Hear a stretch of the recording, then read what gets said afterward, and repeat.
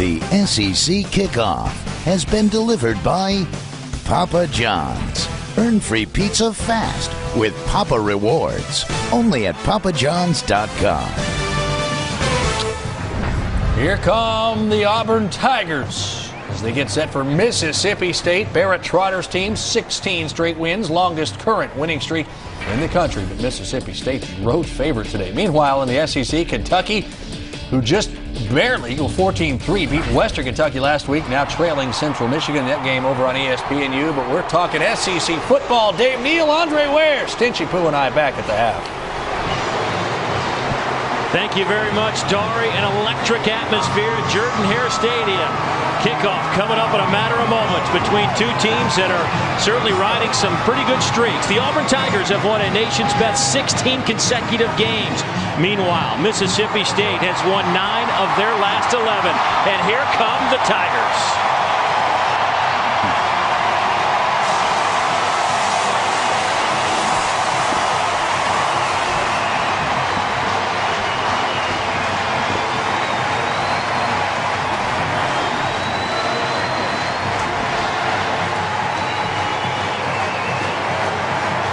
The Auburn Tigers survived week 1.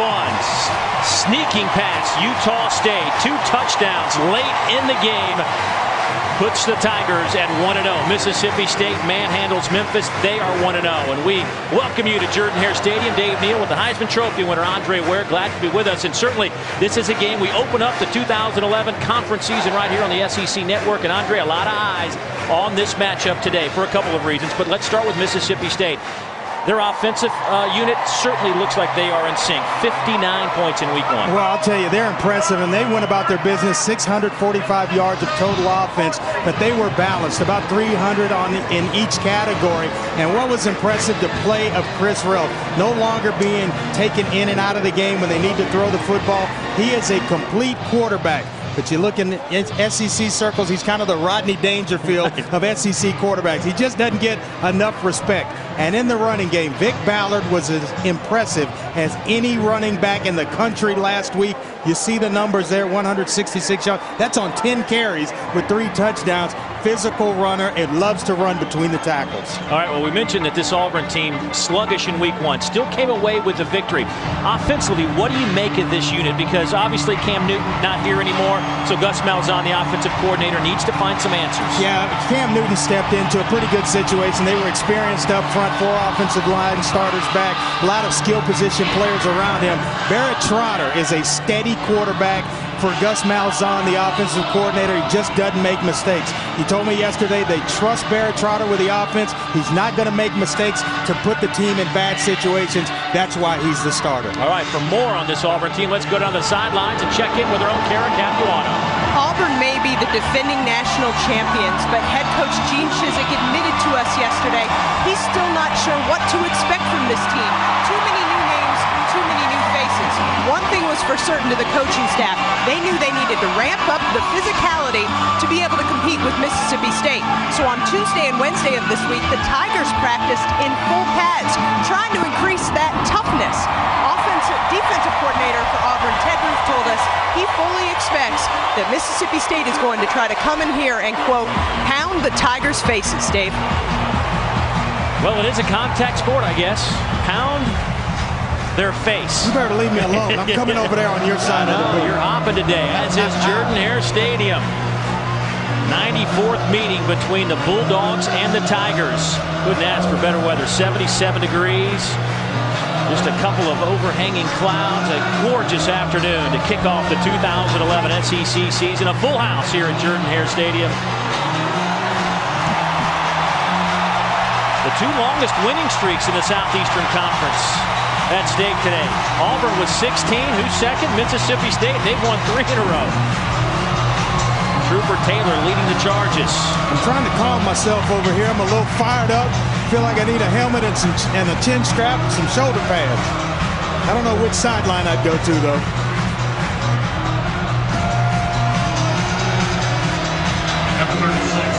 Oh, what an atmosphere, Dave. Auburn wins the toss. They defer, so Mississippi State will get the football first. Damian Lewis, 16, Ladarius Perkins, 27. They're back to return the kick of Cody Parkey. We are underway in Auburn, Alabama. It'll be Perkins. Flag down. Perkins takes it out over the 20 to the 21. An 18-yard return. Sharvin Bell with that special teams tackle. Matt Moore, our referee today. He is in the white hat.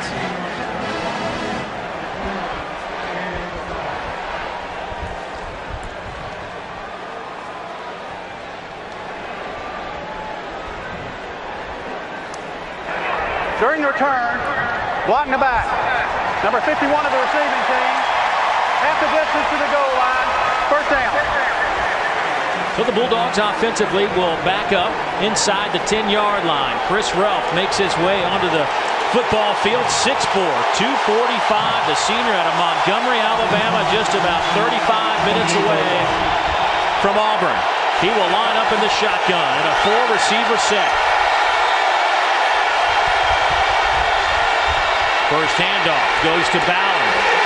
He is swallowed up by that defensive front. Nico Thorpe leading the charge from his safety position. Our starting lineups are brought to you by Chick-fil-A. We didn't invent the chicken, just the chicken sandwich. Vic Ballard should get a lot of carries today. Very steady running back, 962 yards a year ago. And Chad Bumpus, a very talented receiver up front. James Carman at tackle. Had a couple of false starts, but he got better and graded out the best for Mississippi State last week. Here's Ralph. He'll take it to the 14-yard line. Nosa Igwe in on that tackle. As we take a look at the Chick-fil-A defensive lineup for the Auburn Tigers. A young group, played 26 guys on defense last week. Linebacking core led by Jonathan Evans, who had 14 tackles against Utah State. We'll look at that secondary in a moment. A flag comes down. Like Marcus Green might have popped up, but everybody in Mississippi State pointing the other way. Yeah, it could have been because of Darren Bates, who is in the neutral zone.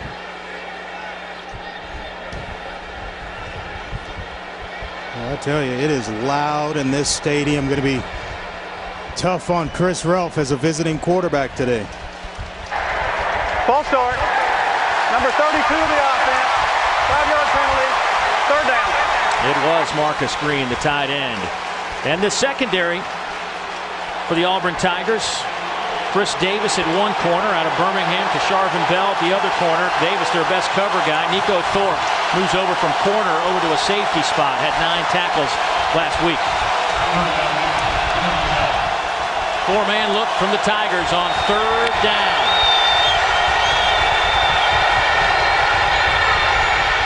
Ralph.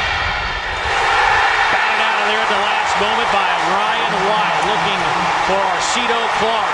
And the Tiger defense stands tall on the opening possession. Well, they try to run a deep curl route along the sideline, and Ryan White in great coverage.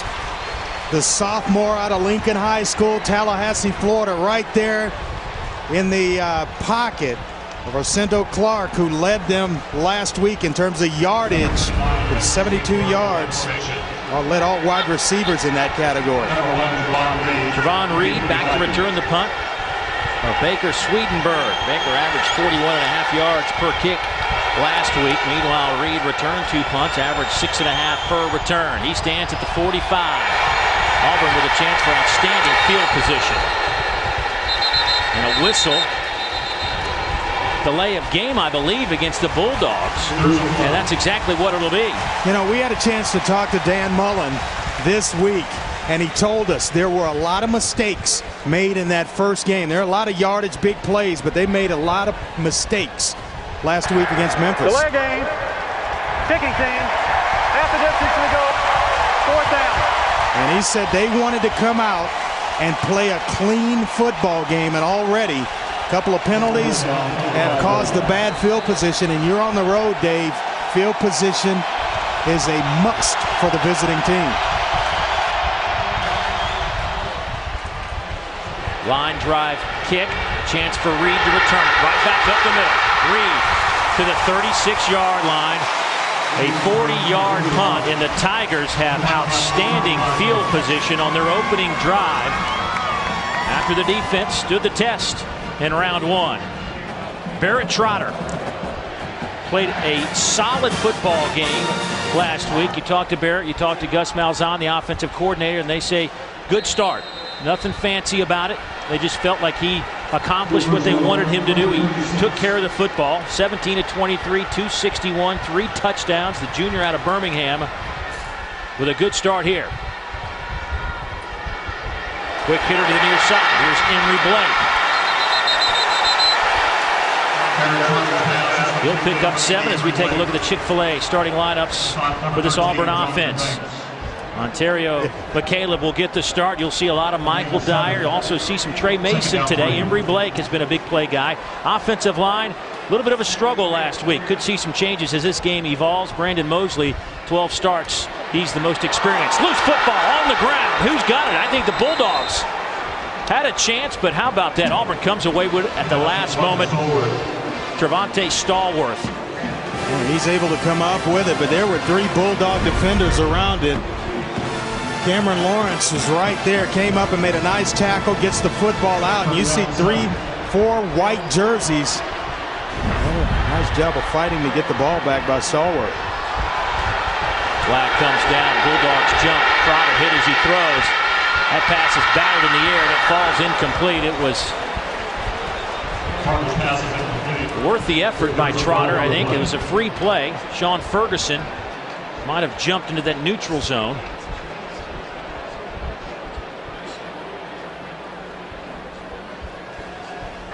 Offsides. Number 99 of the defense. 5-yard penalty. 3rd down. Well, take a look at this. The offensive line, you think these guys aren't in tune and they know what's going on? Watch right there. They don't move. They see the lineman jump right here. Plays taking place. They're not going anywhere. They stay right there. All 5 of them in sync. Talk about like fingers in a glove. That's how the offensive line, they've got to work together like that. I say that's pretty good communication right there. 3rd down and 2. With a shovel pass. McCaleb gets to the outside. 1st down around the 20. Charles Mitchell pushes him out of bounds, but give the Tigers 8 yards and a 1st down. Take a look at the Mississippi State defense. This is a front 4 led by Fletcher Cox, who is now back in the lineup. He was among 5 players that missed last week due to team violations. Linebacking core had to replace 3 seniors a year ago. Brandon Wilson in the middle out of Tuscaloosa, Alabama. And this secondary could be the strength of this team. Broomfield and Banks at the corners. Mitchell and Whitley by the safeties. Personal foul. Number 84 of the offense. The result of the play was a 1st down. Be 15 yards. 1st and 10. Yeah, you talked about that secondary for Mississippi State. We talked to Chris Wilson, their defensive coordinator and D-line coach, and he said the secondary definitely the strength of the defense because it's the most experienced and the deepest position group on this entire defensive unit. Big-time playmakers back there. Charles Mitchell, Wade Bonner, Corey Broomfield, who they still think is going to be a star, and Jonathan Banks, who's really stepped up his game. Well, that penalty certainly hurts Auburn, even though it's still a 1st down. But Dyer says, who cares? This could be 6. It is. Michael Dyer goes 35 yards off the right side, and the Tigers lead 6-0.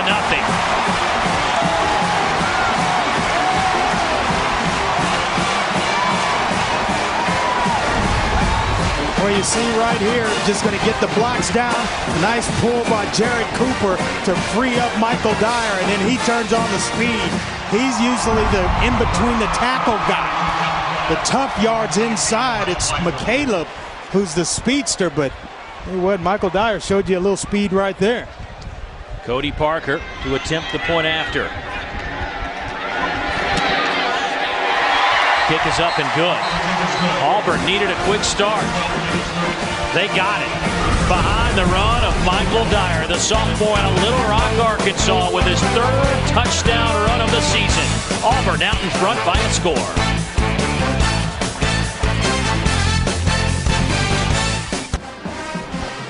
There is Michael Dyer, he of the 35-yard touchdown run, getting that Appears to be hamstring stretched out. Auburn leads at 7-0 over the Bulldogs. Last year, these two clubs played a thriller. 17-14 the final score. Nobody played Auburn as well as Mississippi State did. Bulldogs had a chance to drive it down the field to at least tie, but they misfired on some plays, costing them the victory. But Auburn took the win and propelled themselves to a national title. Parkey's kickoff taken by Lewis at the goal line. Lewis wrapped up at the 15. Well, Dave, you got to be impressed with Auburn's kick coverage, and another flag comes out. But we talked to Gene Chizik, and they work special teams big time. Unsportsmanlike conduct. Number 27 of the kicking team. 15-yard penalty. First down. And they've got an unsportsmanlike conduct penalty on Auburn, a little excessive celebration. But we talked to him about that, and they just work special teams. They work situations on special teams, and you wonder why, if you're a fan or someone else around the country, why they're so good at pulling out games. They study it, they work it in practice over and over and over. Nobody is going to outcoach Gene Chizik when it's coming down to the wire.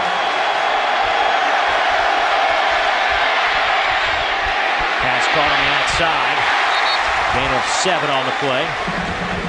Arcito Clark with the reception, but see if we can catch the excessive celebration. Obviously, Gene Chizik not too happy about it. I don't really see it. I think it was called on number 16, but I will say this: if it was on Threezy, yeah, he needs to be with his team. That's part of the new rules, and everybody knows it. They talked about it all preseason.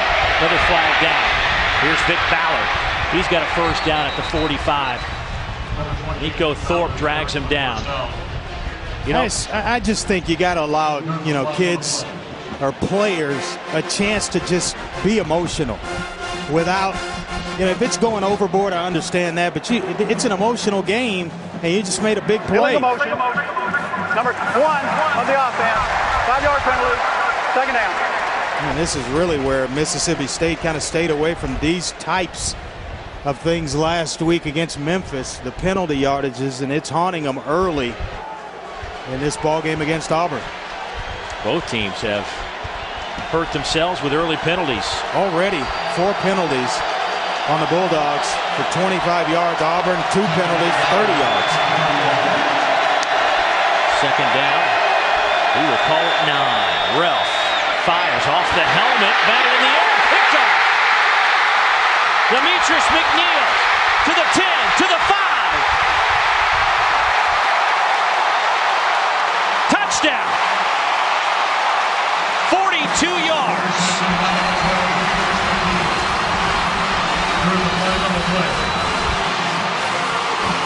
And a year ago, all Demetrius McNeil did, he was a great special teams player, led the team with 15 special team tackles, has stepped into that starting role for Gene Chizik's defense. And boy, you see why. Just a young sophomore out of College Park, Georgia. 2 flags were thrown inside the 5-yard line. Here is Matt Moore with an explanation. After the play, personal foul, dead ball, personal foul. Number 27 of Auburn. Touchdown. The penalty will be a set on the kickoff. See it here, just bad luck. Hits the defender in the back of the helmet. Demetrius McNeil right there on the spot. Nice block. Nice job of reading it and getting himself into the end zone. Boy, Auburn off to a good start. Can't say that I expected the Tigers to start the ball game like this. So Parkey now to attempt the point after.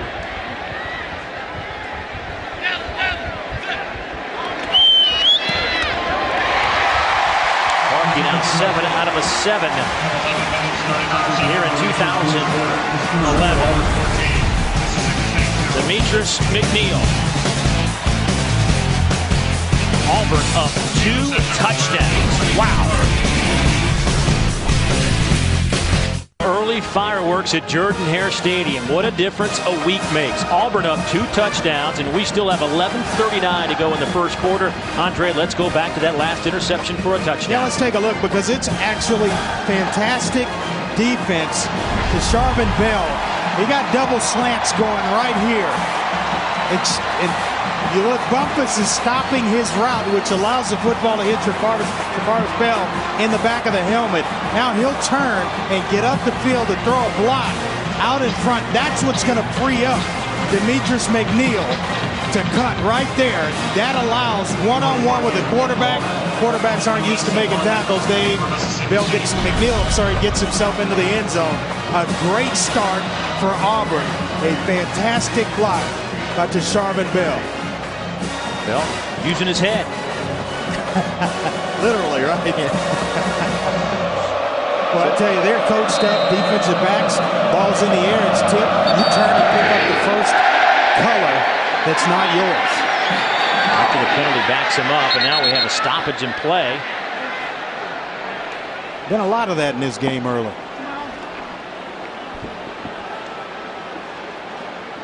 Gene Chizik has been very animated on that sideline. I think it all started with the excessive celebration penalty. He coaches with a little passion, doesn't he? And you can tell he pours it in. He pours every ounce of energy into a football game. There's no foul. We will re-kick. Boy, Gene Chizik still getting all over our field judge, Michael Williams, who roams that sideline. Those two have had more than one conversation today. I was as impressed with Gene Chizik yesterday in meetings as I have been with any coach that I've sat in a Friday meeting with in college football. He's just, everything's buttoned up. He's got a plan. They execute it. They show the kids videos. They go out on the field and work situations at the end of practice so that you're not a deer in the headlights when something occurs during a football game. Wilson Perkins back to return the kick. Number 15. Harkey will send it down to the other 15. It's Perkins. Perkins out to the 38-yard line. Drop there. A 23-yard return. Nico Thorpe in on the special teams tackle. Well, fans, make sure you join us at halftime as we announce this week's winner of the Honda Generators Tailgate Giveaway. Don't miss your chance this season to win a brand new Honda EU 2000i generator in the Honda Generators Tailgate Giveaway. Each week we'll be awarding a brand new generator to the fan with the best tailgate. Simply send us video or pictures showing how you tailgate for your chance to win. Log on to ESPNplus.com for more details on how to enter. Ralph stands in the pocket, dumps it off near side. Plenty of running room for Vic Ballard. He's to midfield inside Auburn territory. Knocked out of bounds at the 44 by Sharvin Bell. That is an 18-yard pickup. Yeah, Michael Clark, the wide receiver, cleared the coverage out. And Chris Ralph read it out. Deep zone drops. Vic Ballard right out of the backfield, and a lot of green grass in front of him before there's a jersey of the opposite color. Ralph keeps it himself. Uses that 6'4", 245-pound frame and picks up 4 yards. Time to check in with Dory Noka in our studios. Dory. All right, guys, how about this out of the SEC? Now, we remember Kentucky struggled last week to put away Western Kentucky. Now they're playing Central Michigan. Ryan Radcliffe, who's thrown for 115 yards, finds Jerry Harris. Chippewas up 7 in Lexington. Thanks, Dory. Here, Ralph with a little option game to Perkins. He's got some room. There goes Ladarius Perkins. Touchdown, Bulldogs. 40 yards. Welcome back into the game, Mississippi State.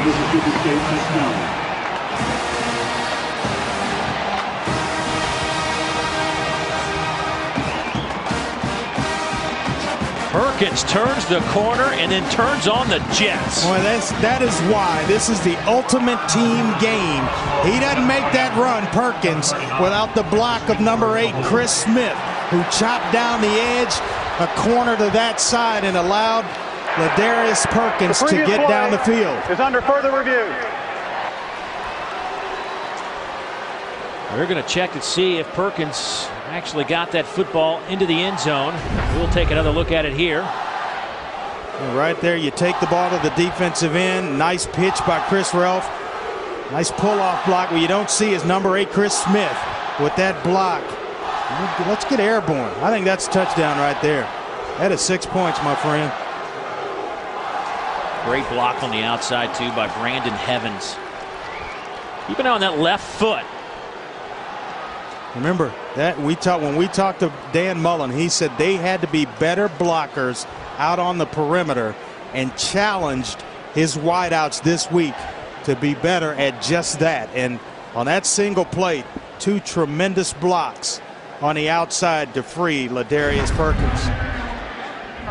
Touchdown. So give Perkins 6. And now the Bulldogs will try to cut it to a 7-point game.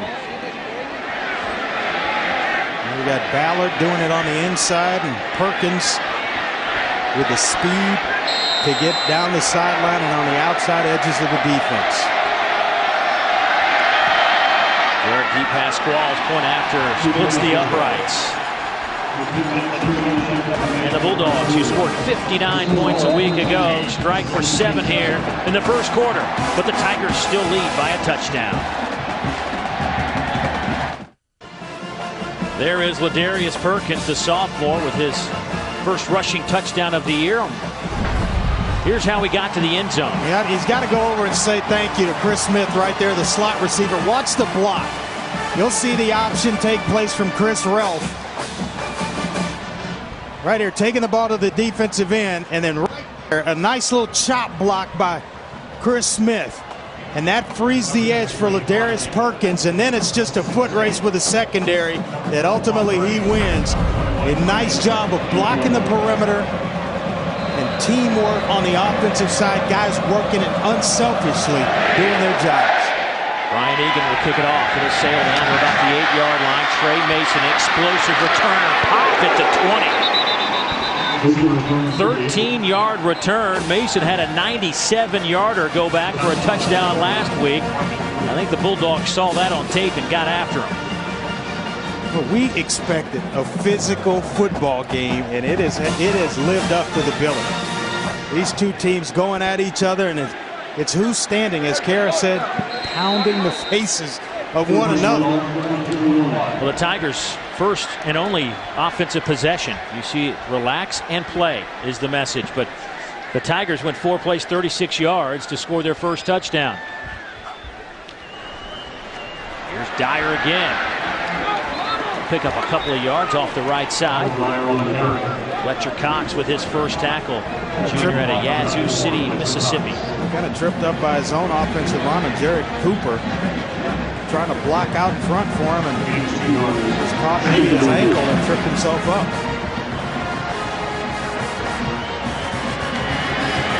Razzle dazzle, Michaela. We'll get another couple of yards before Cameron Lawrence pushes him out of bounds. A nice job of staying at home by Cameron Lawrence, because that is a guy with a lot of speed, as fast as they get in this conference. Ontario McCaleb, he has got gears that, I mean, he can shut it down and give somebody else some and still be one of the fastest players on the team. McCaleb stays in the game. He comes in motion to the near side, and he'll get the football.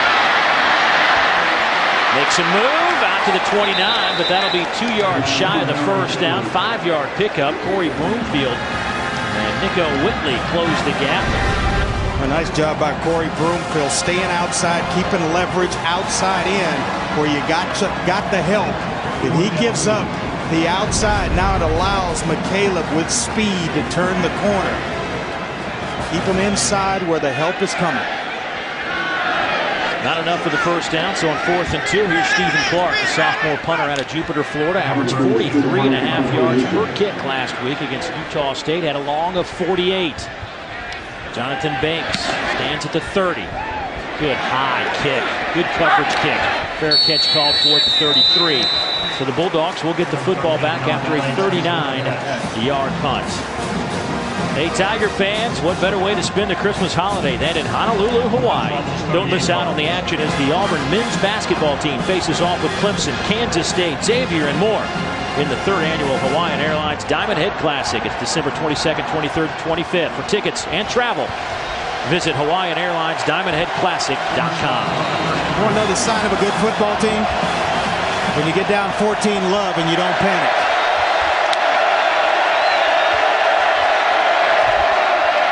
Ralph keeps it. There's a sizable hole out over the 40 to the 41-yard line. That's a 9-yard pickup. That'll be 2nd down and 1. Holland and Thorpe help bring him down. Let's check in with Kara.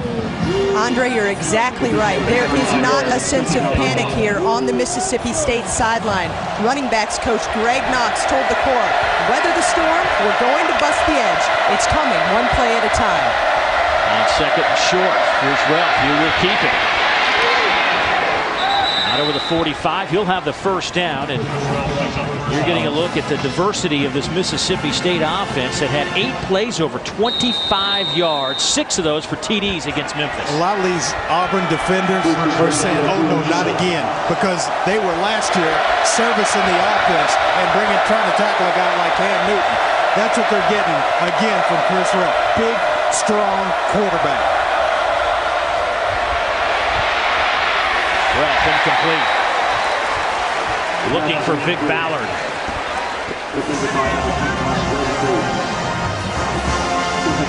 A nice pressure by Nosu Igwe. You'll see it off the edge. Nice job of pushing the pocket, continuing to get there. Jeffrey Whitaker as well in the face of Chris Ralph. 2nd and 10. Ralph, little shoulder fake. Dives forward inside the Auburn 45. They'll spot it at the 44. That's a gain of 9. Now we have a 3rd down and 1. Darren Bates brings him down. We're being impressed with Chris Ralph. This is the other addition that he gives you, along with a solid passer.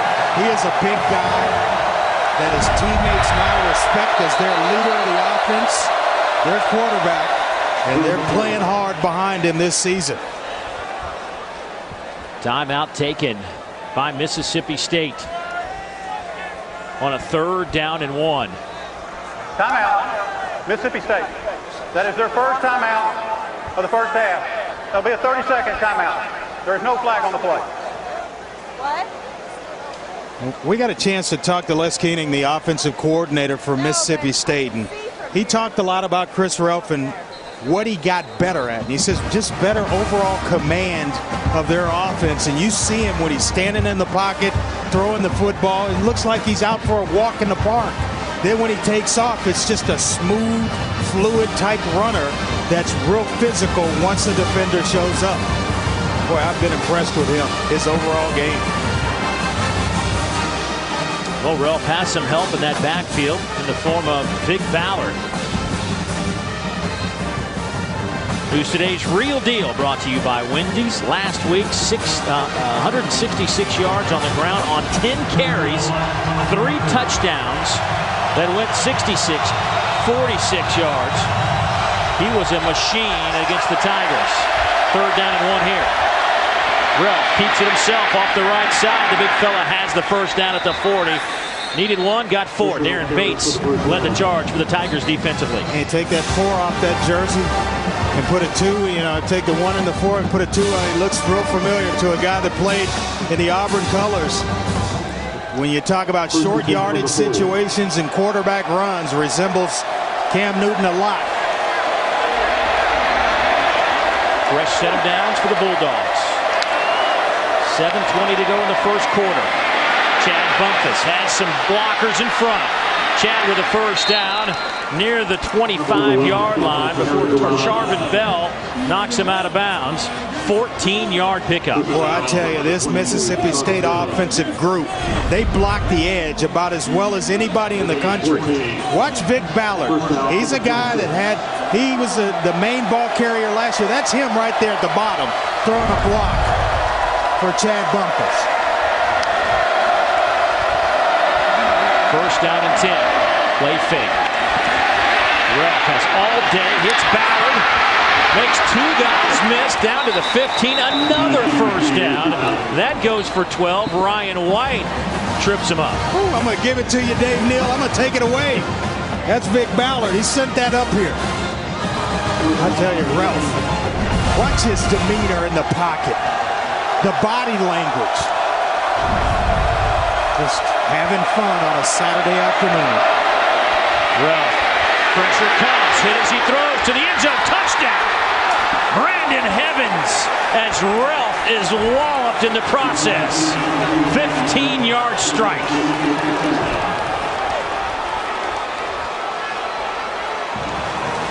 How about that drive? Sometimes you know you're going to take one in the chops. When the result is a touchdown, you don't mind taking those type of shots. They don't hurt quite as much. What a football game. Woo!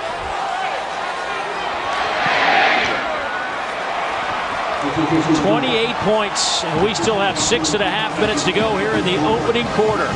The Bulldogs down 14 and now tied it up. Chris Ralph right here, corner route. He knows he's going to take it. Mississippi State tying it up.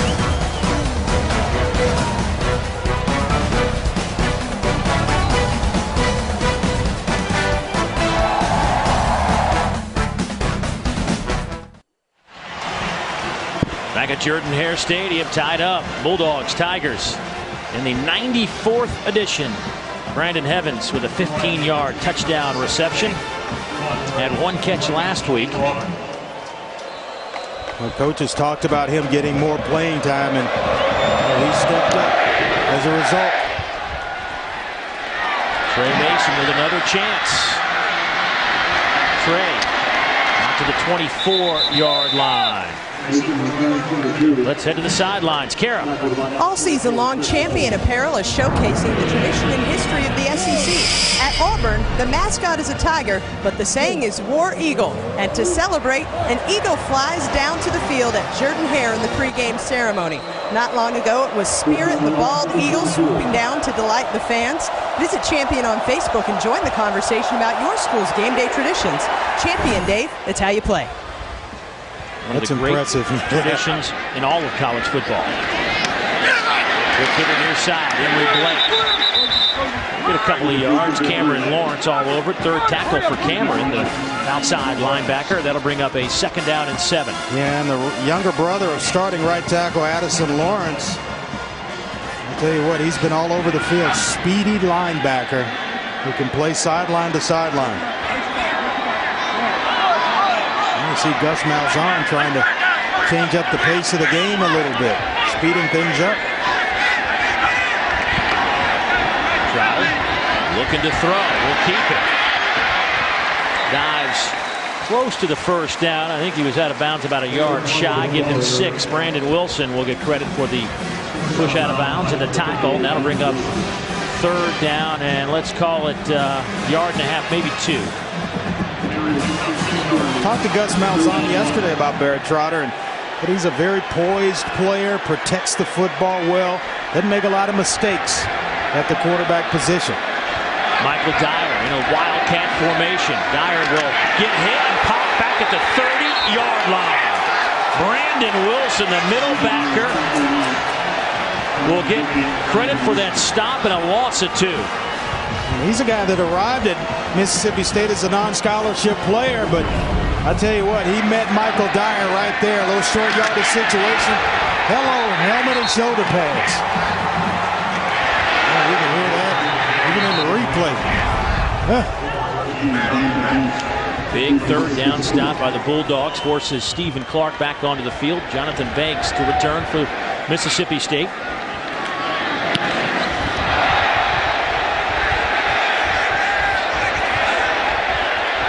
Auburn roll. Oh, yeah. Down to the 11-yard line. May not have been the prettiest kick. 58 yards. Time to head to our studios. Dari. Time now for our AT&T All-America Player of the Week update. And it came from Oklahoma State Thursday night. Joseph Randall, 121 rushing yards, 2 touchdowns. He also caught with 99 yards. Text VOTE to 55862 from your mobile phone to vote and for a chance at a trip to the national championship. Thanks, Dari. 14-14, 4:45 to go, first quarter. Bulldogs back at the 11 on first down and 10. Ralph today has completed 4 of 7 for 50 yards. He's rushed 6 times for 37 yards. Over the middle, wide open, drops. Ralph to the tight end Marcus Green, who was normally a sure-handed receiver of the football, but couldn't hold on to this one. Yeah, nice touch pass. Maybe a little bit high for Marcus Green, but that's one you should bring in. And he's kind of emerged as the team's primary tight end and did that during his sophomore season. High snap. Good job by Ralph. He'll take it out over the 16 to the 17-yard line. That's a 6-yard pickup. That'll get you back on course in a hurry. Have a incompleted pass on first down. You're at 2nd and long, and then Chris Ralph right up the middle of the formation for 6 yards. Ralph dragging some Tiger defenders with him near the first down at the 21-yard line. He gained 3 or 4, depends on the spot. Yeah, he's dragging big Devontae Sigler, all 275 pounds of him at 6'4", a true freshman that is in that rotation for Ted Roof and the defense. But Ralph got close to the first down. I think he's going to have it here.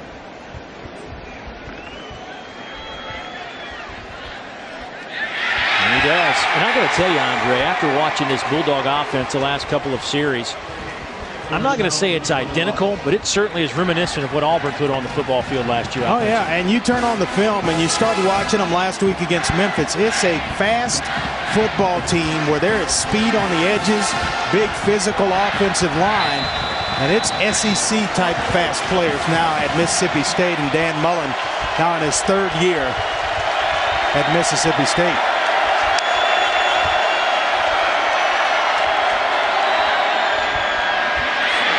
Ralph keeps it. Picks up another 7 yards out over the 25 to the 27.5-yard line. Nico Thorpe with another tackle. 5 already for Thorpe. I think the Auburn fans are thinking, man, that's reminiscent of 2010. Watching Chris Ralph work today, very similar to Cam Newton.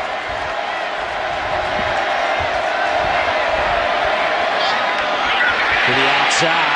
Good coverage by the Tigers. Michael Carr makes the catch. Nico Thorpe making another play. Yeah, Michael Carr, he's the team speed receiver. He played as a true freshman last year. He was a 4-star recruit out of high school. Big-time playmaker. Little pistol formation. They'll run a little option game near side. Demetrius McNeil trips up Perkins. Loss of 5. Bad series for Marcus Green, the senior tight end. He had the drop over the middle on first down on the previous set of downs, and then there he misses a block that really cost Vic Ballard a chance to get himself going and turned up the field. You'll see it out on the, Ladarius Perkins. He gets that block, and then Perkins is around the corner to the outside and maybe even picks up the first down. Swedenberg, fair catch called for by Reed at the 30-yard line. A good 45-yard kick with no return. And the Auburn offense with 2:16 to play in the opening quarter, making their way back onto the field. It has been an eventful first quarter, to say the least. Last year, they only produced 3 more points than we currently have in this entire game. Cam Newton was the difference in that one. Mississippi State had a chance to win it late, but could not close the deal. Close to last year's score. I'm betting Ralph is close to Cam Newton's rushing numbers. McCaleb Breaks a tackle out over the 35 to the 36-yard line. 6-yard pickup. Corey Broomfield on the tackle. That'll bring up a 2nd down and 4. Well, you better have some edge players when you play either one of these teams defensively that can hold outside leverage but get off blocks and make plays. Otherwise, they will kill you. Dyer, nowhere to run. He'll get a couple of yards. That'll bring up a 3rd down and 2. Brandon Wilson along with Wade Bonner in on that tackle. Dyer broke Bo Jackson's record for rushing yards by a freshman a year ago. That's pretty impressive. I've got a lot of respect for Big Bo Jackson.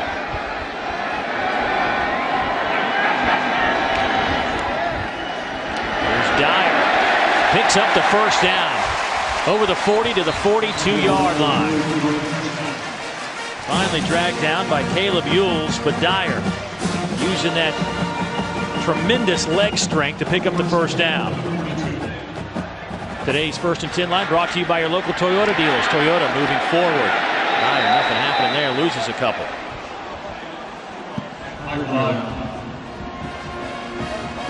Wade Bonner, the safety, creeping up around that line of scrimmage. Look for Gus Malzahn now. Maybe a little play action here. And a shot down the field. With Caleb, little play fake to him. Trotter throws wide side. Big hit on Blake, but he holds on to the... No, he does an incomplete pass.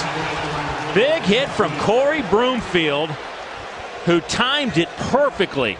Boy, they got a pair of corners. Corey Broomfield being one of them. Just really disengages Emory Blake from the football before he can tuck it away. But Broomfield and Banks on the other side, they feel like they're as good as anybody's corners in the country. Now it's 3rd down and 11.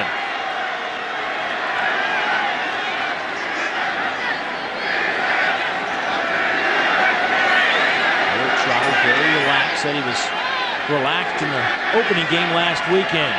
Did his job, 17 of 23.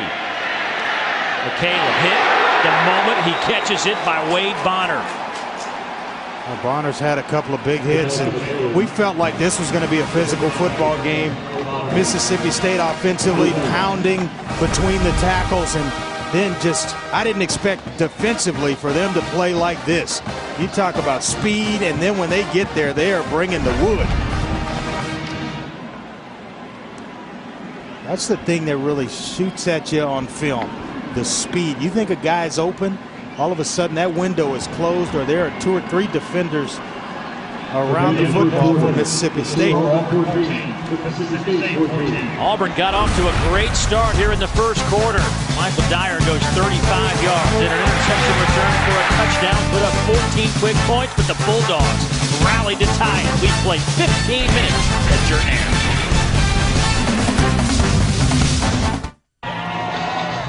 Move to the 2nd quarter at Jordan-Hare Stadium. Tied at 14 between the Bulldogs and the Tigers. Here's how we got to this point in the 1st quarter. Michael Dyer sees a hole and goes 35 yards for his 3rd touchdown run of the season.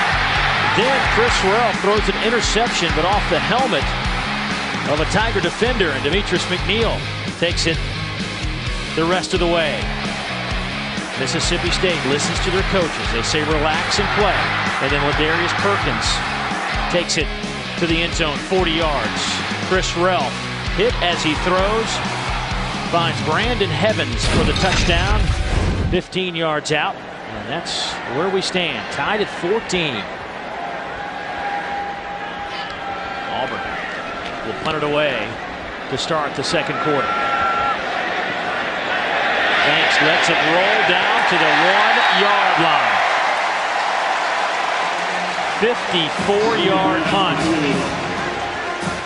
Terrio McCaleb with the honors for the Tigers, and once again special teams, as Gene Chizik says over and over again, you ask him about the strength of his team, you're usually talking about offensive line. Yeah. He says it's our special teams. He went right to special teams because a lot of those guys played on the units last year when there were seniors in front of them, and they had to get their playing time on special teams. Some of them still there. that has really been, there's been a lot of production in those areas. Here's a chance for Auburn to flip the field. Bulldogs really backed up. Ralph out of the end zone.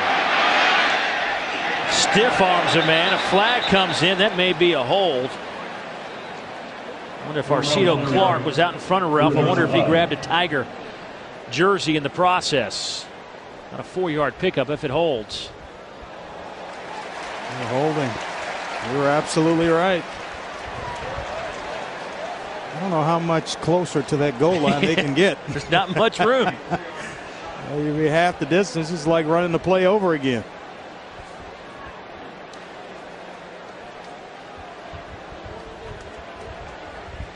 Holding. Number 19 of the offense. Half the distance to the goal. First down.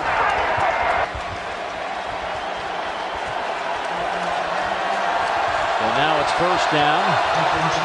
And we'll still call it 10 yards.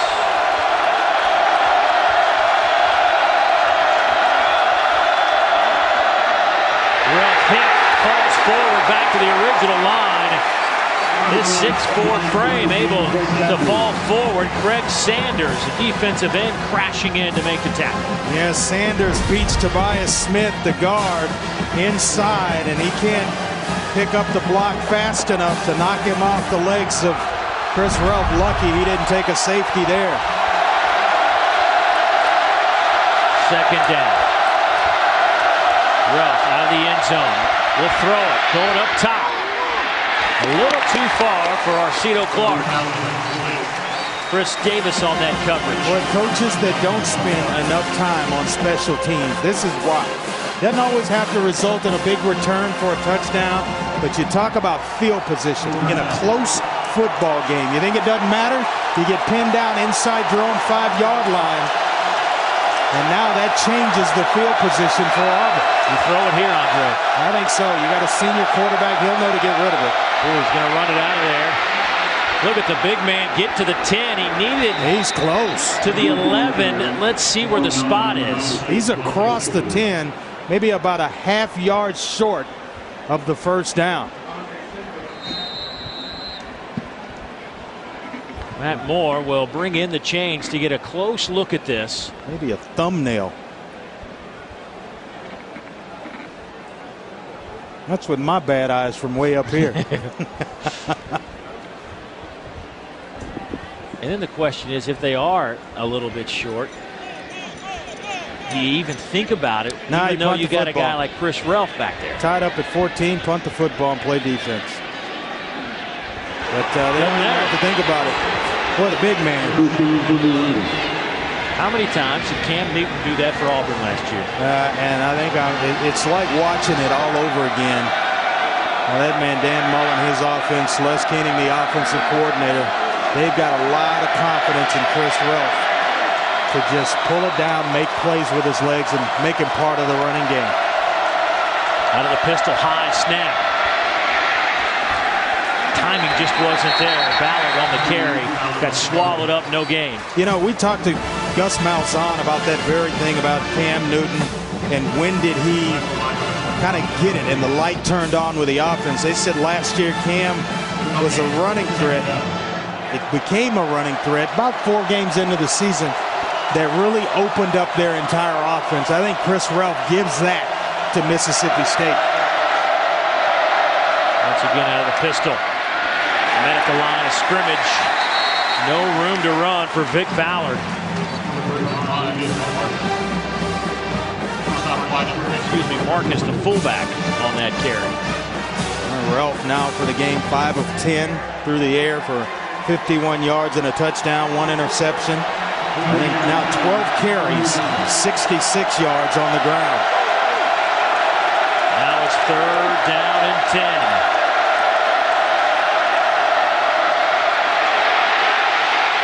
Ralph over the middle, pass is caught, first down, Bulldogs at the 23-yard line.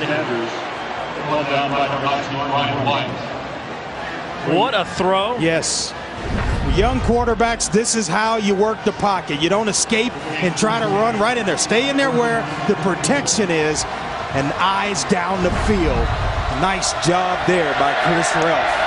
Rico Sanders, sophomore out of Duncan, South Carolina, with the reception. Well, how many quarterbacks have we watched that would have taken off in that instance? Get a little pressure from the outside, try to escape and run the football. Calm. Relf beats it to the 26-yard line. Time for another update. Let's head to Dari.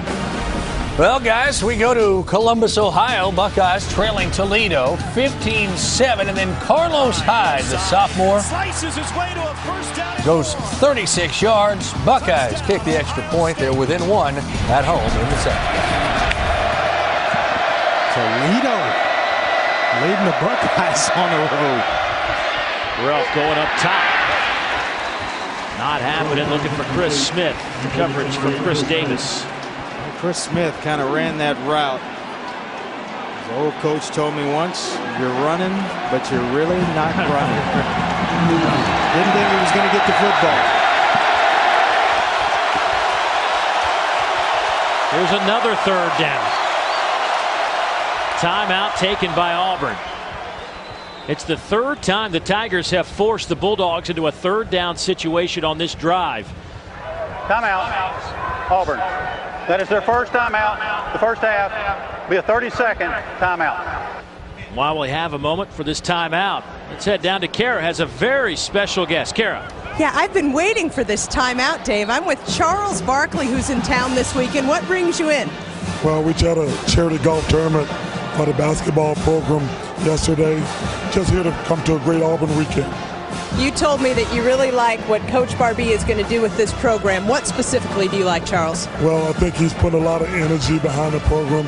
We finally starting to get some decent recruits. It's been very frustrating as an Auburn basketball player because the program hasn't been good in a long time. But I'm really excited about the future. And as a basketball player but football fan, it's been fun to be a football fan for this program. Well, you know, living in Alabama, it's very difficult. The University of Alabama is a great program and a great school. But it's very tough to live here being an Auburn fan. But it's been a great year for us. They can hang their hats on their national championship from last year, Dave. Let's send it back to you. All right. Thank you, Karen. Thank you, Charles. Always great. What an ambassador for this university. One of my good friends. I didn't know he was in the building. That's quite a surprise to have him down on the sideline with Karen. 3rd and 7. Here we go.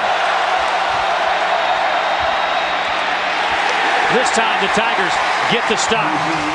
Vic Ballard stopped by Darren Bates, and here comes the Bulldog punt team. Yeah, before that, now 4 of 7 on third downs by the Mississippi State Bulldogs. Coming into this game, Auburn defensively last week against Utah State, 59% they gave up on third downs. They've got to improve, and that's what Gene Chizik talked to us about yesterday, improving on third downs and getting themselves off the field.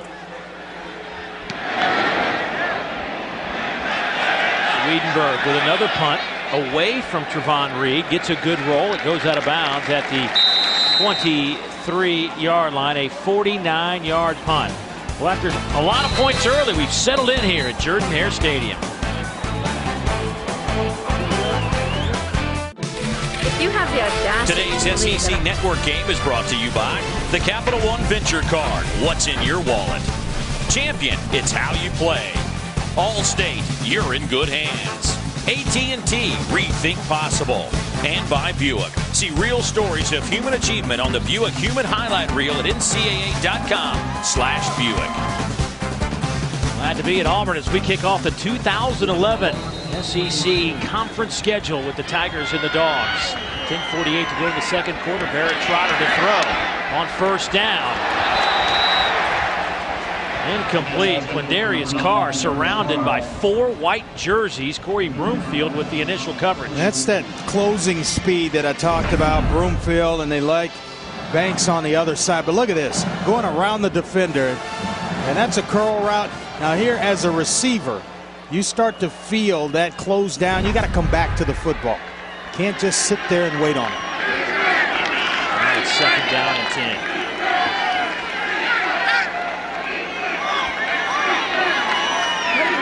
Throw again. Picked off. Jonathan Banks, touchdown. Just like that, the Bulldogs lead it by 6.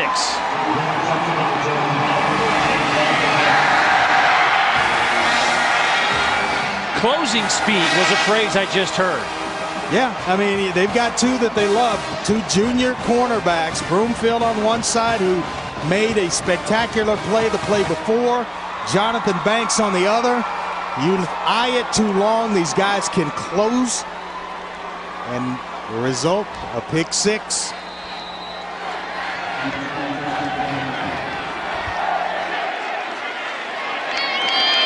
Point after from DePasquale is up, and it is good. 28 yards on that interception return for a touchdown, and the Bulldogs have scored 21 straight. Right here, Barrett Trotter eyes it a little too long, a little hitch route, and Jonathan Banks reads it as well as you can. That close, you better be on time with the football, because if it's picked off, it's going to the house. Both teams have returned an interception for a touchdown this afternoon. You know, there's a sense of urgency for a quarterback in a couple of different situations. Third down and long, and in a backed up situation, field position wise, you've got to get back, get set, get the football out on time. Because if you hold on to it, bad things will happen. That's the first interception of the season for Barrett Trotter. Comes at a bad time. You don't want any of them going back for six.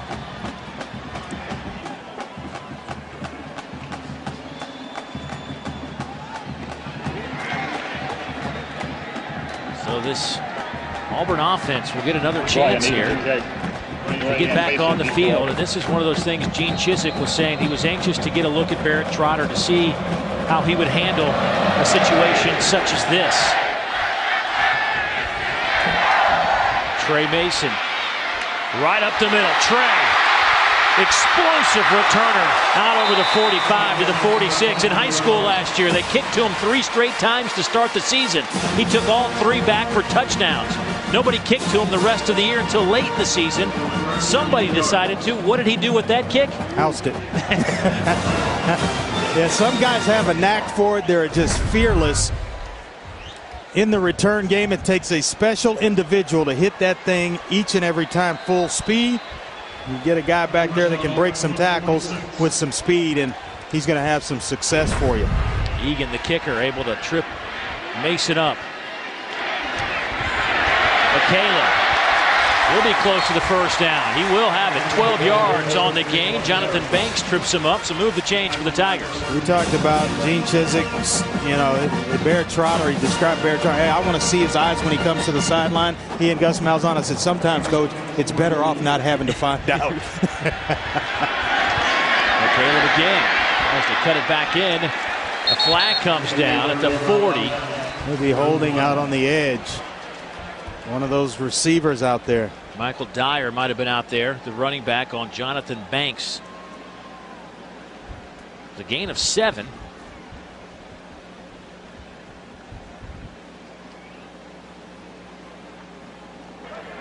Holding, number 5 of the offense. 10-yard penalty from the spot of the foul. First down. 4th penalty against the Tigers this afternoon. You don't. If you can go the whole season without having to see a quarterback react to adversity, every coach in America would sign up for that one. Unfortunately, that does not fit in the job description. You're going to have some mistakes and some growing pains.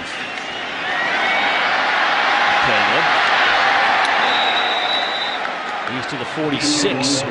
Corey Broomfield trips him up, gain of 5. I thought we saw some pretty good corners last week in DeQuan Menzie and Drake Kirkpatrick at Alabama. These two here, Broomfield and Banks, equally as good. Keeping outside leverage in the run game, not afraid to come up and stick their noses in there and tackle. Closing speed to break up passes. Nice job. To the outside, Javon Reed can't get past Corey Broomfield. Boy, these corners, Andre, I mean, they are some players now. Yeah, coaches, they've been kind of waiting on Broomfield to take the step to the next level. I think he may be taking it right here in front of their eyes in this Auburn football game. Right here, keeping outside leverage. Then when you have a chance to make a play, you make it. He's made several. early in the first half. It is 3rd down and 13. Auburn 2 out of 5 third down conversions this afternoon. We'll play action. Mississippi State brings the heat over the middle. Emory Blake still on his feet. Blake will score.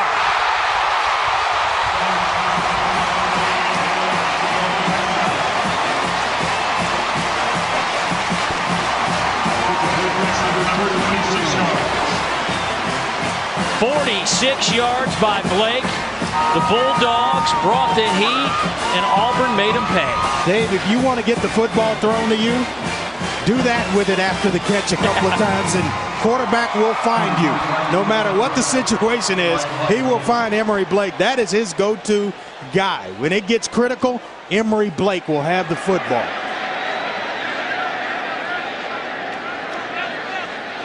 Markey trying to tie it up. And he does. Emory Blake has now caught a touchdown pass in 5 straight games. It's his 2nd touchdown reception of 2011. Auburn hanging tough here at home.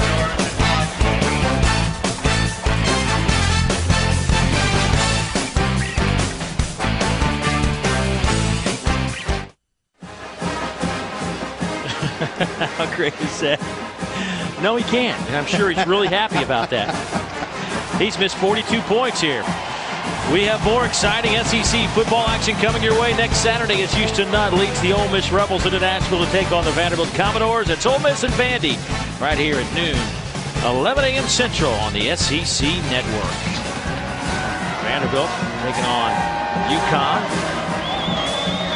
Vanderbilt trying to go 2-0. Under James Franklin. I'm going to go out on a limb, and I'm picking James Franklin and the Commodores to beat UConn this week. It'd be nice to have the undefeated Commodores next week. Sir. Ole Miss at home against Southern Illinois. Something like 19 starters back on that Commodore football team. A lot of experience. Larry Smith back under the center. So you're already doing your Vandy homework. I love it.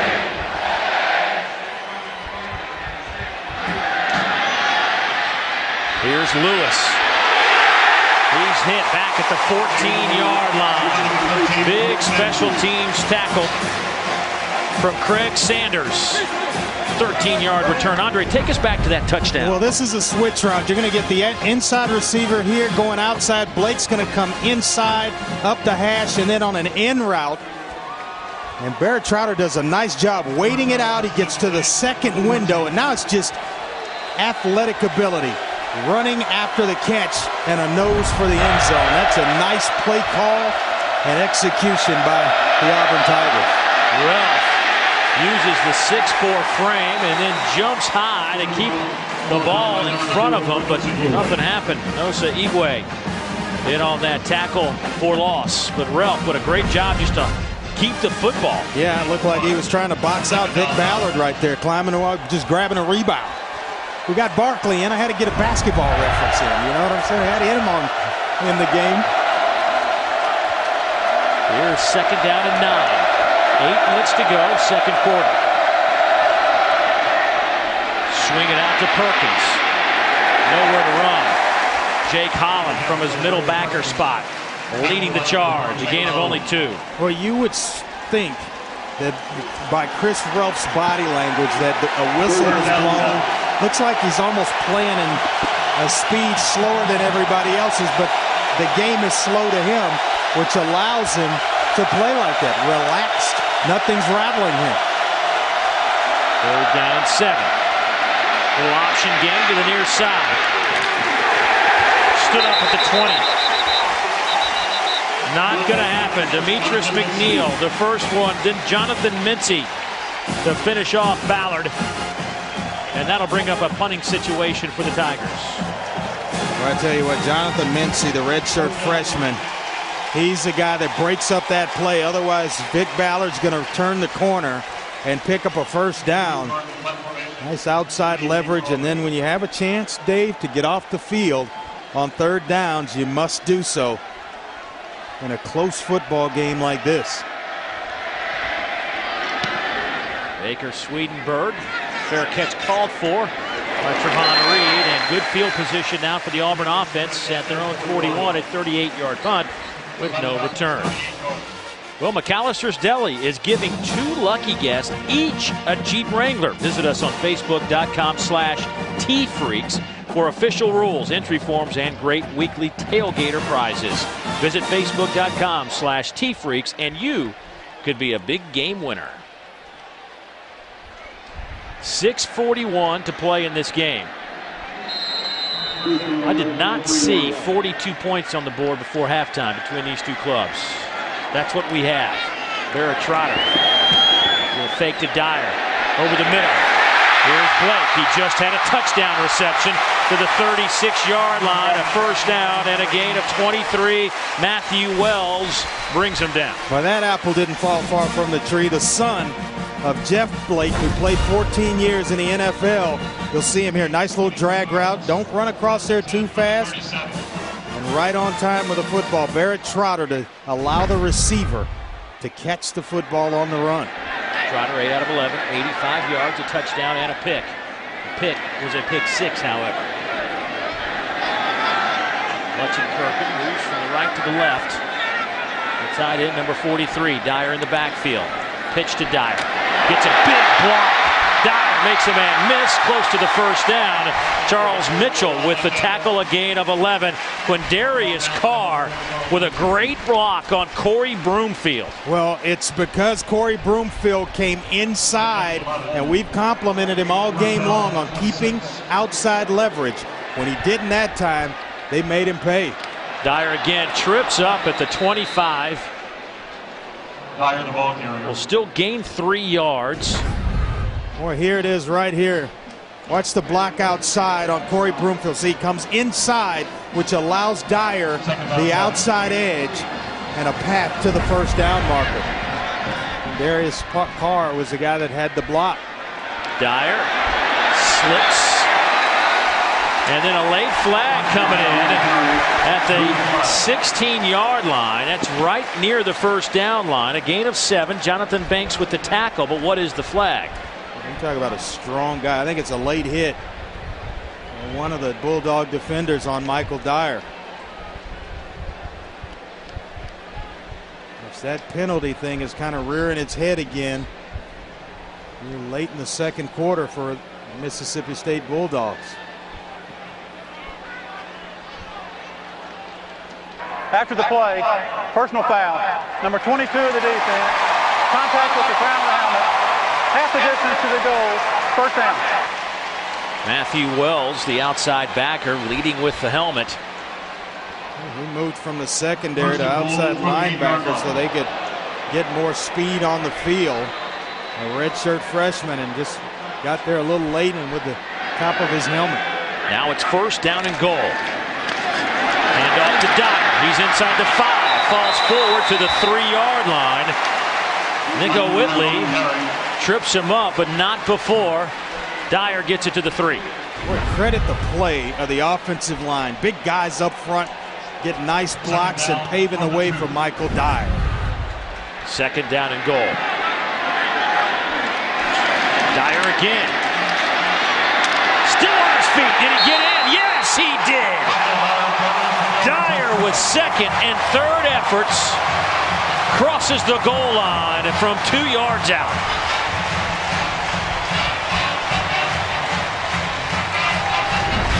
Well, a missed tackle by Brandon Wilson allows Michael Dyer right there to just kind of inch his way towards the goal line.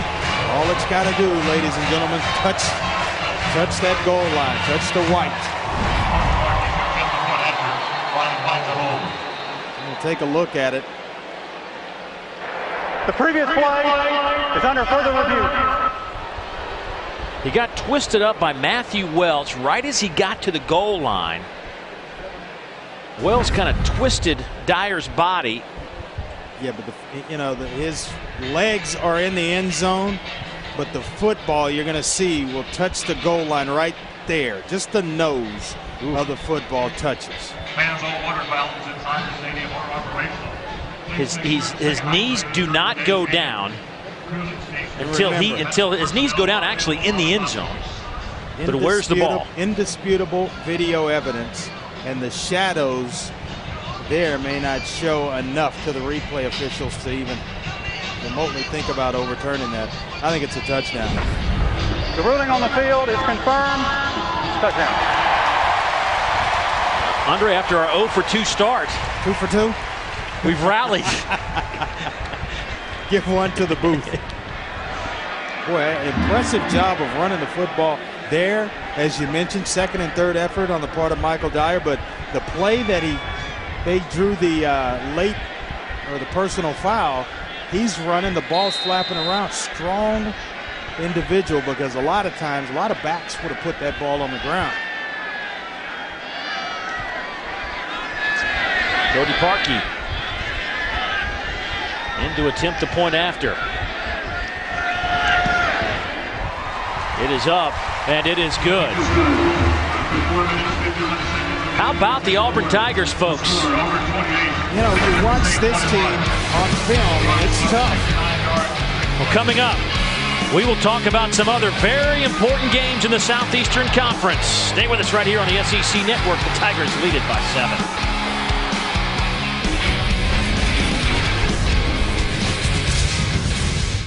SEC Network game is brought to you by the Capital One Venture Card. What's in your wallet? Champion, it's how you play. Allstate, you're in good hands. AT&T, rethink possible. And by Buick. See real stories of human achievement on the Buick Human Highlight Reel at ncaa.com/Buick. It's hopping at Jordan-Hare Stadium. The Tigers have scored 2 touchdowns in the last 5 minutes and 38 seconds to take a 28-21 lead. 4:51 to go before halftime, and a full house here on the SEC opener of 2011. That last drive, 6 plays, 59 yards, a minute 50 off the clock. Dyer with a 2-yard touchdown run. Cody Parkey booms it through the end zone. Some headlines from around the SEC, starting with, of course, the big news this week as the SEC presidents accepted Texas A&M on the condition there would be no litigation. But obviously there's a lot of issues to be resolved before that can happen. Then Alabama and Penn State. That'll be a good one at 3:30 on ABC. And then South Carolina and Georgia at 4:30. A huge game for the Dogs in so many ways. And a big one for South Carolina on their quest to win an SEC championship. Andre, back to the top, though. Texas A&M and the SEC. Your thoughts? I think it's a great move for Texas A&M. I think if there's any program around the country that's built to come in to this conference, it's Texas A&M. And then recruiting-wise, they've lost a lot of recruits to LSU, a couple of Florida, a couple of other SEC schools because they play in the SEC. Now they stay home at Texas A&M. Here's Ralph going up top. Has a man just off the fingertips of Chris Smith. Boy, if you could turn that one over just a little bit more, air under the football to allow Chris Smith to run under that. Fine effort, though. He gets inside position on Jonathan Mincy and missed a little bit too far. Chad Bumpus, end around and down. No gain. Nosa Igwe from his defensive end position with the tackle, his 3rd of the afternoon. And this is a young group on defense for Auburn. But their Bumpus kind of helps them out. And on a sweep like that, you cannot stop because the help's coming from inside out. 3rd and 10.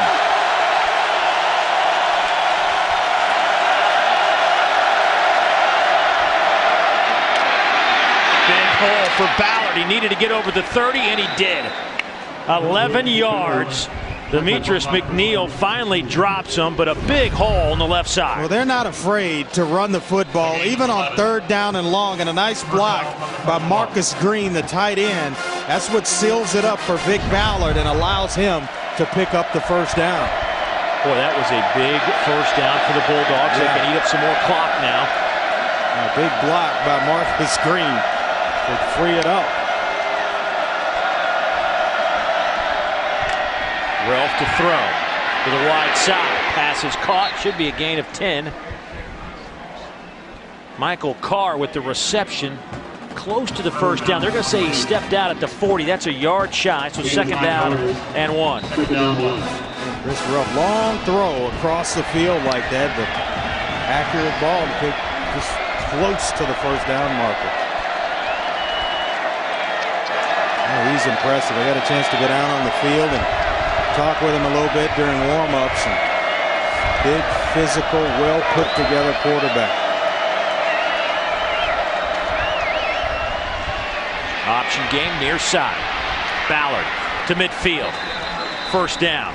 Darren Bates with the tackle. That's another 10-yard pickup for Vic Ballard, who, folks, wasn't recruited really out of high school, goes to junior college, still really wasn't highly recruited. Mississippi State said, hey, we kind of like your game, come here. They have discovered themselves a pretty fantastic tailback. Pretty good player. Ralph swallowed up at the 48-yard line. D. Ford led the charge for the Tigers, a loss of 2. Well, it's really a two-man route down the field, and he looked left. We got an injured player down for Mississippi State here. James Carman, the big tackle, 6'7", 320 out of Baltimore, Maryland. Looks like he might have gotten that leg rolled up on. Yeah, he's an interesting story himself because he's a guy that moved to left tackle from the defensive line. He gets off the ball well, and a big part of that running game that rolled up over 300 yards last week against Memphis.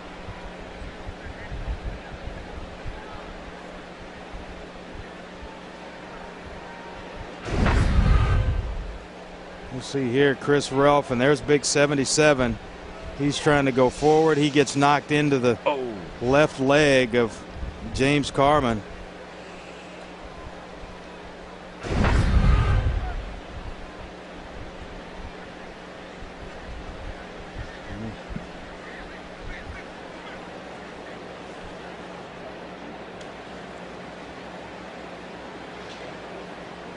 While we wait for the status of James Carman, that'll give us an opportunity to send it to Dari for an update in our studios and what's coming up at halftime. All right, guys, how about Kentucky? Slow start to the season last week against Western Kentucky. Wait till you see what they're doing today against Central Michigan. Also, we look ahead to Alabama as they take a trip up to Penn State. What we might see as those two do battle. And then Ohio State, hands full at home with Toledo. It's all coming up on the Cellular South Halftime Report, guys. Thanks, Dar. We'll see you in a few minutes here. 2:46 to go before halftime. James Carman last week, a couple of early false starts. Very eager to make that switch from defense to offense, but when it all settled down, he actually graded out the best of the offensive linemen last week. Not bad from a guy that spent a lot of time on the defensive line. And well, tough to go from one side of the ball to the other, but and then to the offensive line, and you maybe could do it a little easier when you go inside at either guard or center, but to go to left tackle where you're protecting the backside of the quarterback's blind side, that's extremely tough, and he had made a nice transition to left tackle. Hopefully he's going to be okay.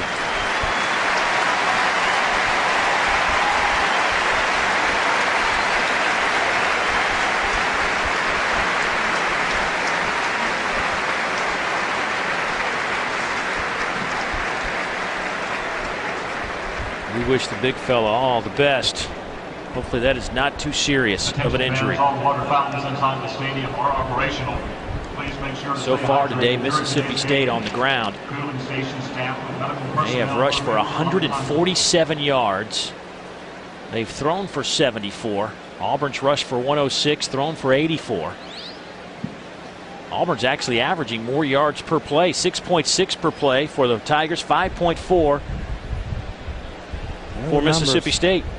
They're close in numbers, but there's only one stat that matters, and it's that scoreboard. Auburn right now up by 7 as we inch our way closer to halftime. Auburn scored the first 2 touchdowns of this game. Then Mississippi State rolled off 21 straight to take a 7-point lead here in the second quarter. And since then, Auburn has scored back-to-back touchdowns in a matter of 5.5 minutes to take a 7-point lead here. But the Bulldogs driving right at midfield.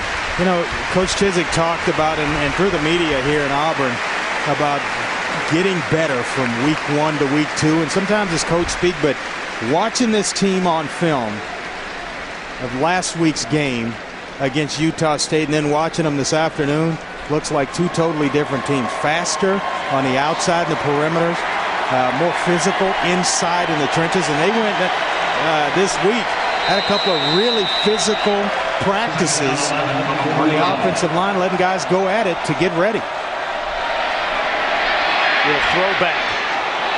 That hit Blaine Caldwell, the man who just checked in for James Carman. Well, and Blaine standing there, and he's all 6'7", 295, the freshman out of Mobile. Nobody told Blaine he couldn't catch the football, right? And that's designed for Vic Ballard, and it's getting ready to break. Nothing but green grass out in front of Vic Ballard. Everybody's going to the flow of the quarterback, and right there, I don't think it gets to Vic Ballard, though. It landed around waist high on Blaine Caldwell. Almost to the point where he was forced to catch it.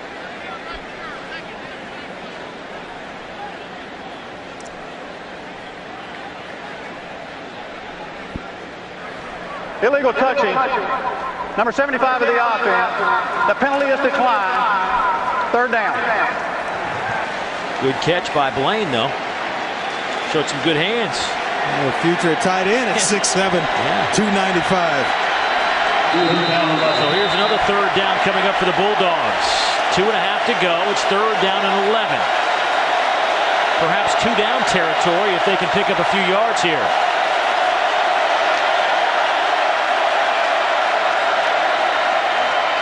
Ralph lobs it up.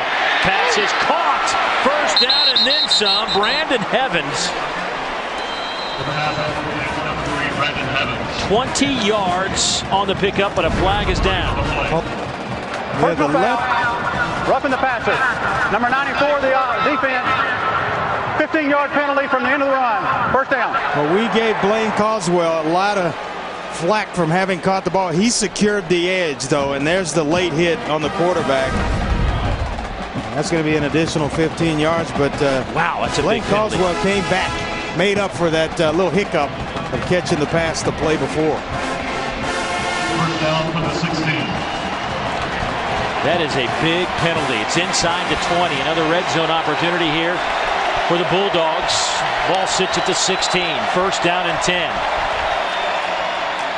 Vic Ballard gets it inside the 15, right about the 15-yard line. Demetrius McNeil, that'll bring up second down and 9. Well, he is impressive.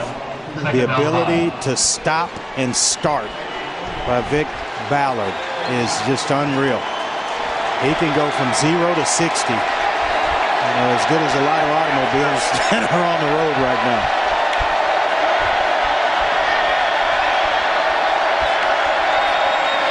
Perkins. Looked like there might have been a fumble. I saw a beanbag come in there. Loss of 2. Corey Lemonier in on the tackle. There was a beanbag. Matt Moore saw it from his referee position. Well, Auburn knows that Mississippi State wants to run the football, especially down here in the red zone. They are packing bodies inside that box. 7, 8 guys in the box. 10th play of the drive. There goes Perkins in motion. Ralph. He will throw on the run. Pass is caught down at the 10 by Rico Sanders. A gain of 7. Got to kick the field goal here, Dave. Take the points. On the road, close ball game. An entire half to play. You got to take the points. Auburn will take the timeout. They want the football back with a few seconds, and as Gene Chizik told us yesterday, he says there is absolutely no reason to take a single timeout with you into the locker room. Auburn has scored 16 times under Gene Chizik in the last 2 minutes of the game and of the half. And it's something they work on each and every day At the end of practice, he will pull game film from the week before and set up a bunch of different situations for his players in a 2-minute type setting so that they are not surprised by anything that occurs during a ball game. Very well prepared football team. Little game recap for you. Auburn scored the first 14 points in 4 minutes and 22 seconds. Then Bulldogs scored 21 straight. Then Auburn answered back with 14 more. Now the Bulldogs trying to close this 7-point game down to 4 before halftime. Auburn Tigers fell out of the top 25 this week. Meanwhile, Mississippi State jumps up to 16. Derek, deep pass Squall from 27 yards out. It is good. Deep pass Squall now 2 out of 3 on the year. And 22 out of 27 in his career. 40 seconds to go before halftime. I didn't look at the field goal. I could just tell by the reaction of the crowd. There wasn't a reaction, so I knew it was good. This crowd is very in tune in what's going on the field with their Auburn Tigers. Good football game. Auburn, By the way, the first team to win a national championship, and after week 1 of the following season, fall out of the AP poll. The last team to do it, believe it or not, was in 1965. Alabama, coming off a 1964 national championship, got beat by Georgia in week 1 and fell out of the AP poll in week 2. However, the Tide got back in the poll, went on to win the 65 national championship. Now, there is one caveat to that story. The AP only ranked 10 teams back then. Gene Chizik would love to get back in the race. Absolutely, would love to get back in the mix. Jump back in, win a second national championship, back-to-back titles.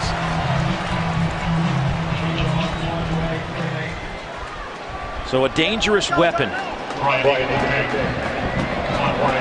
We got a chance to take a look at those national championship rings last night. Unbelievable. Let's see what Mississippi State does with this kick. The dangerous Trey Mason will take it at the 1. Trey Mason out over the 30, and a flag comes in ahead of the play, back at up at the 40-yard line. A 29-yard return. Charles Mitchell on that special teams tackle.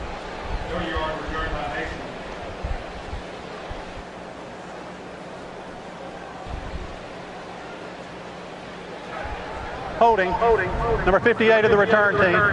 10-yard penalty from the end of the run. First down.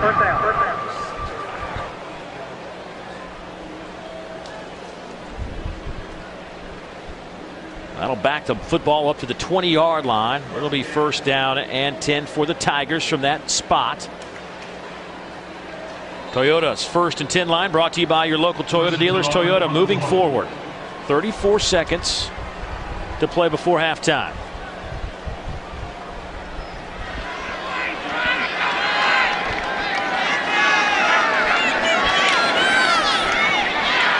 McCaleb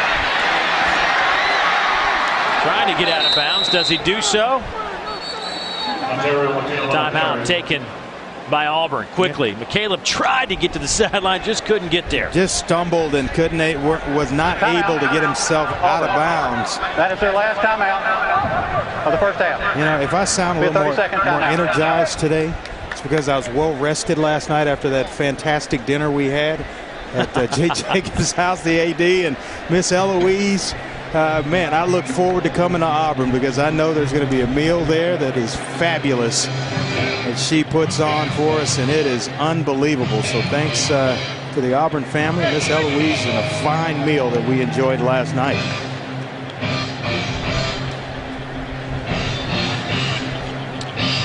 Coming up on the Cellular South halftime report, Kentucky looks to rebound. Alabama and Penn State coming up in a little bit. Toledo giving Ohio State all they want. Dari Noka, Matt Stinchcomb back in our studios. Here it's 28-24.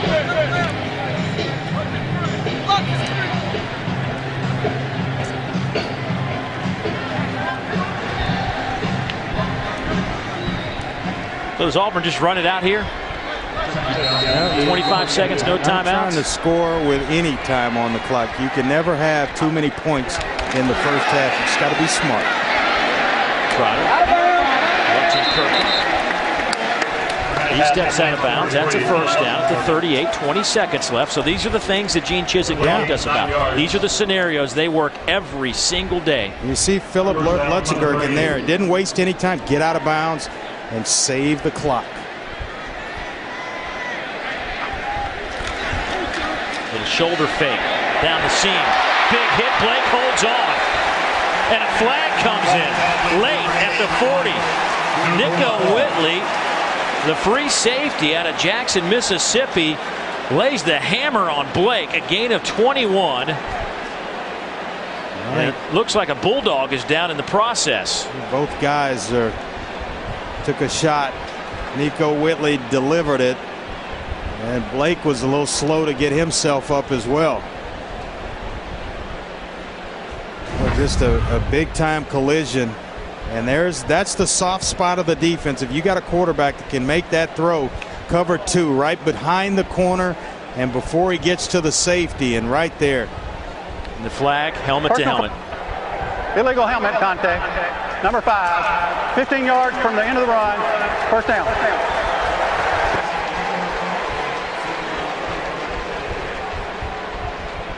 Whitley looks like he may have knocked himself out.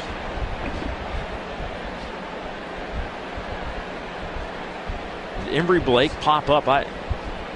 You see 80 down there? I can't see 80. Just a big time collision. And it really didn't look like Whitley was leading with his helmet. It's just kind of, it was part of the tackle. Yeah, there's Blake getting checked out by the medical staff here. He took a big shot, held on to the football. Man, Blake has done some amazing things today. Man, I am glad to see Nico Whitley sitting up and walking himself off the field. That was some collision right there.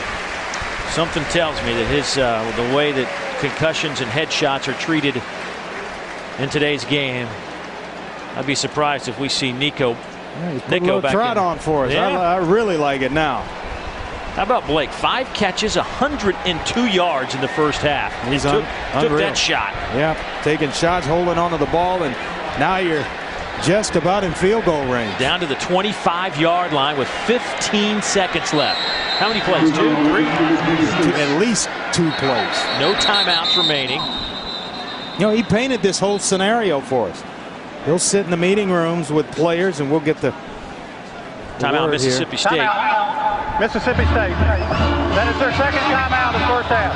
We talked to Gene Chizik about this very thing, and he may turn the film off real quick, ask a guy, hey, spit out a name, and ask him 15 seconds left, how many plays can we run?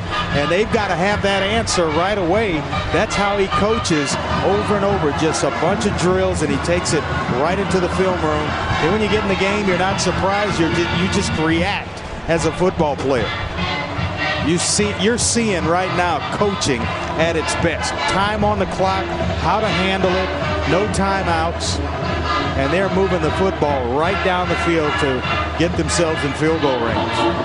The coach from Mississippi State challenges the last play on the field, which was a catch. Previous play is under further review. Yeah, Dave, we left that meeting yesterday with Coach Chizik, and I thought nobody is going to outcoach the guy. His teams are going to be prepared for whatever situation comes up. Look at the replay here. This catch by Emory Blake along the sideline. Just 1 foot in college football. There it is. It's down. It's a catch. Unless the ball comes out and that angle we don't see it. There's the catch. He holds on to the football. Oh, that's a catch. I think it's a catch. He kind of hangs on to it right around his hip. But Nico Whitley did everything he could to separate receiver from football. Nice to see him back up and on his feet as well with his helmet on. See, when you don't have the helmet, that's a done day because they'll take it from you. They know players will pop it right back on, click the chin strap on, and go back in the game.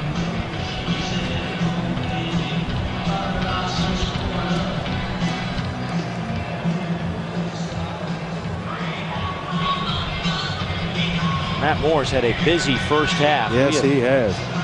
We have had a lot of flags today. Total of 14 penalties in the opening half. There is Nico Whitley. His helmet is gone. Yeah, he doesn't have his seat. That's the difference. Blake has his helmet. It's back on. You can't find Nico's helmet. There it is. Somebody gave it back to him. Maybe back in the football game. It's good to see. He is classic size for a safety. 6'1", 200, probably get 215, 210.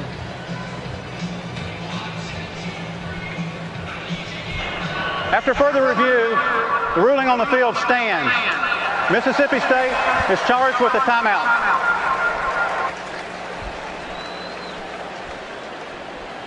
And as Gene Chizik described, can't take timeouts to the locker room. That's a good time to burn one. Good risk-reward timeout. Call it. Get the review. So you got 15 seconds left. Quick hitter, then a field goal, or you try to jam 2 plays before you go to the perimeter where you get a guy out of bounds, because you can't have a catch and run inside the numbers here. No timeouts for the Tigers. Mississippi State still has 1 remaining.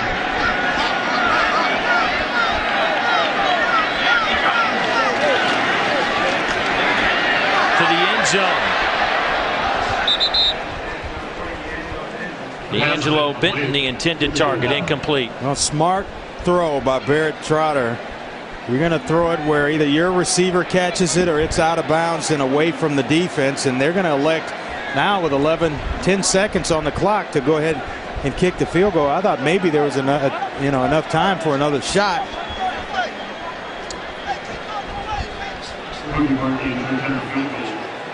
But just in case something happens with a snap, maybe you can rally the guys up and get another shot at it. 43-yarder.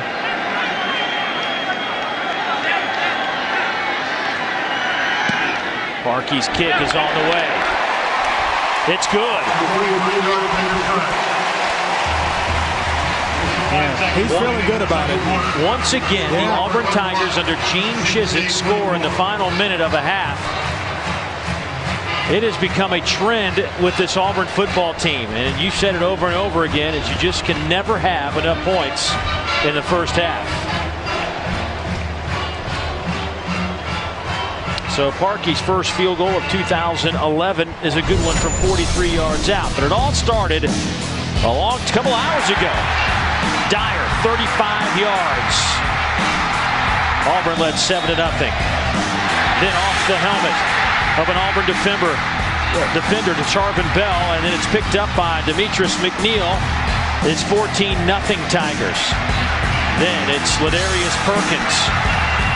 40 yards out, touchdown Bulldogs. They cut the lead to 7. Then Chris Ralph, nice strike in the end zone. That one goes to Brandon Evans in the second quarter. Trotter is picked off, taking the distance, Jonathan Banks. Then Trotter comes back, Emory Blake over the middle. He will take it to the end zone. From 2 yards out, it's Michael Dyer, his second rushing touchdown of the afternoon. Don't look for this kickoff to go the length of the field unless he's putting it out of the back of the end zone. The last touches to the scoring drives, a couple of field goals by each team. How about 55 points in the opening half of this one? And we thought it was going to be one where you stand in the middle of the field and just throw punches at each other. Well, they're doing it just in a little bit of a different way.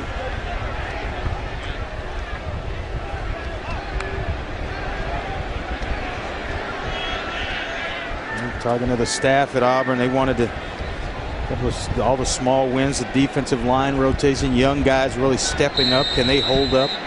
Young guys that they've identified that they needed to bring along, and they've got to protect the football. Just one interception, a turnover that they had in the first half, and pretty much have done that. 476 yards of total offense between these two clubs. 31-24 is our score. Nice way to open up the SEC slate here in 2011. The 16th ranked Bulldogs and the Tigers riding a 16-game win streak. Let's check in with Kara. What a first half at Auburn. You wanted to see increased physicality from your players. Did it live up to your expectations? Well, sometimes, Kara. Sometimes we have. You know, we got to get the quarterback running game under control. Haven't been very good with that. We had a couple opportunities in third and long to really get some field position. We didn't do that. We're going to make some adjustments at halftime. We got to come out and play a much better half. This thing's far from over. You talked about how young this team is. What do you tell these young players to get them to sustain and focus for another long half of football? That's just what they have to do. They're going to have to focus for 30 minutes right now. We're all over the place at some times on defense. Offensively, we're not as consistent. Got to get these young guys zeroed in for the next 30 minutes. We'll have a chance to win the game. We look forward to it. Thanks, Coach. Dave? Gene Chizik jogging off to the locker room, up by 7. It's been exciting. 31-24. Time to hit it to Dari and Matt. Say the South halftime. This is the SEC. We coming for the championship trophy. Are you with me? Let's go. Get riled up. Get riled up. Get riled up. Get riled up. SEC. We coming for the championship trophy. Are you with me? Let's go. Get riled up. Get riled up. Get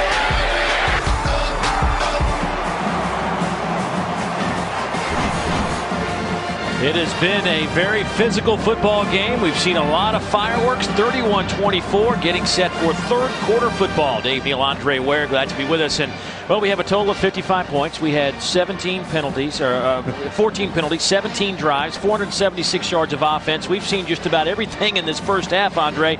But both these quarterbacks, as we take a look at our Gulf Shores and Orange Beach playbook, both got the job done in different ways. Well, they really did. When you look at it, we'll start with Barrett Trotter. How do you beat zone coverage? There are windows in the zone. They run a switch route, bringing Emory Blake inside, and then the tight end down the sideline to draw coverage out wide. Window number 1 right there in front of that defender. It's not there. Trotter waits it out, throws it into window number 2, and then Emory Blake's going to do the rest with his legs. Yards after the catch. You love receivers like this if you're a quarterback. Flip it over to the other side, and Chris Relf, man coverage, outside wide, second man coverage inside on the slot. They run a little smash route. Outside receiver's going to hook up, clearing the way.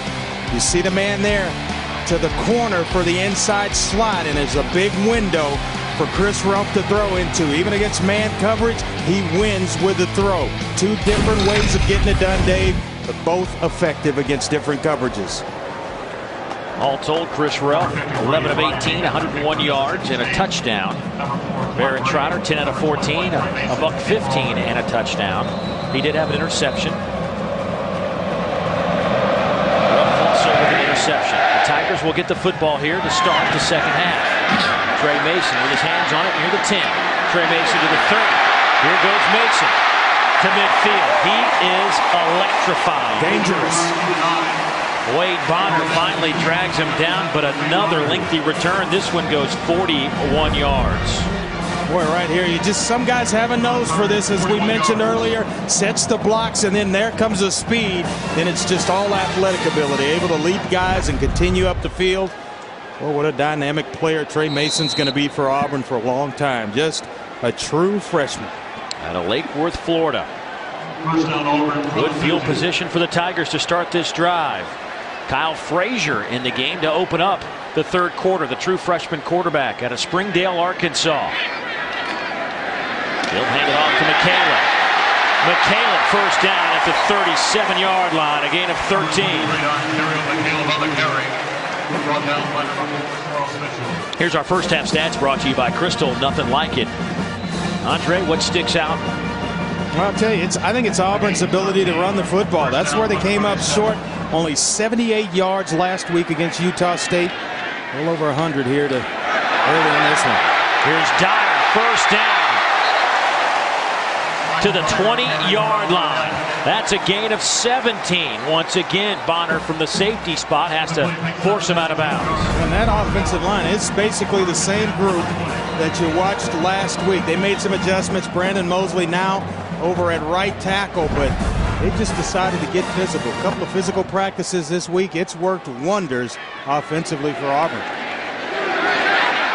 Dyer again cuts it back to the middle. We'll take it inside the 15, down to the 13. That's 6 more yards. I think one of the things that stands out to me, Andre, is the fact that Auburn's averaging now over 7 yards a play. Yeah.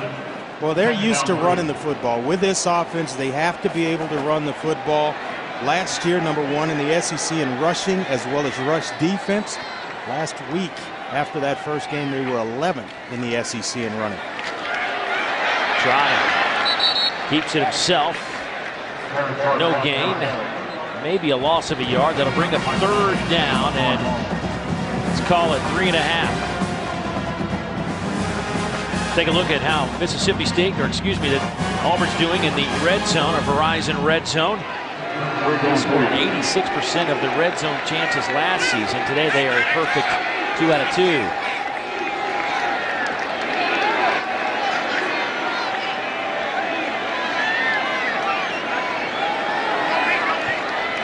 Play clock down to 8.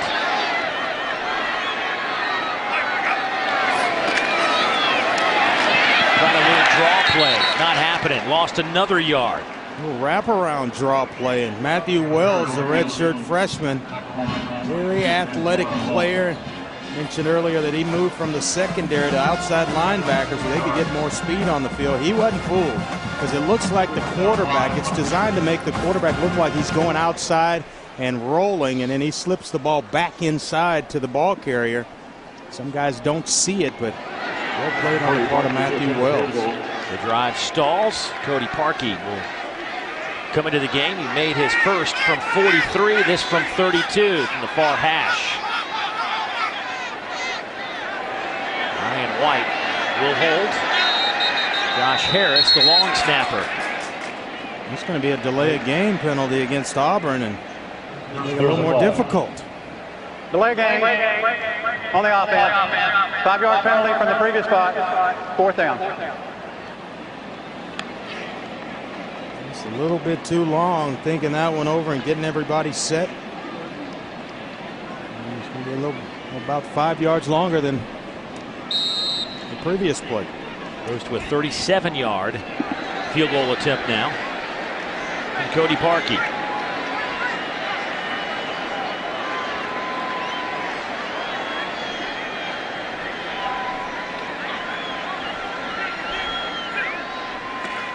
Snap is good, the hold is good, and the kick is even better. Parkey, 2 for 2 today.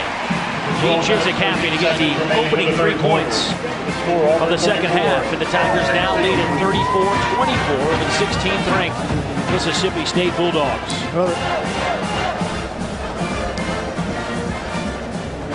Let's go down to Kara, who caught up with Coach Mullen coming out of the locker room before halftime. Kara. Dan Mullen is always intense, but I've never seen him this frustrated. He told his players that was as bad a half of football as he's seen in a long time. I asked him what was bad. Special teams, bad. Tackling, bad. Play calling, bad. You name it, it was bad.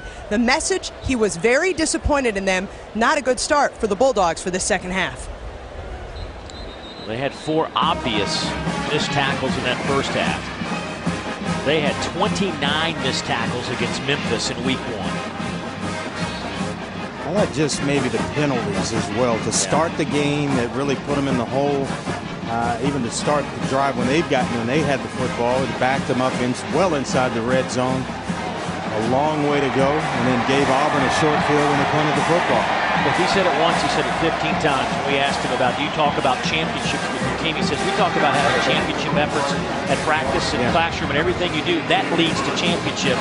And I think he's referring to the fact that they didn't get a championship effort in the first half. Not in the first half, so he's looking to get himself off to a little bit better start here in the second half, but gave up 3 points right out of the locker room to Auburn, and credit Auburn. They went in and a nice field position, changing the field position by Trey Mason. He cashed in on points.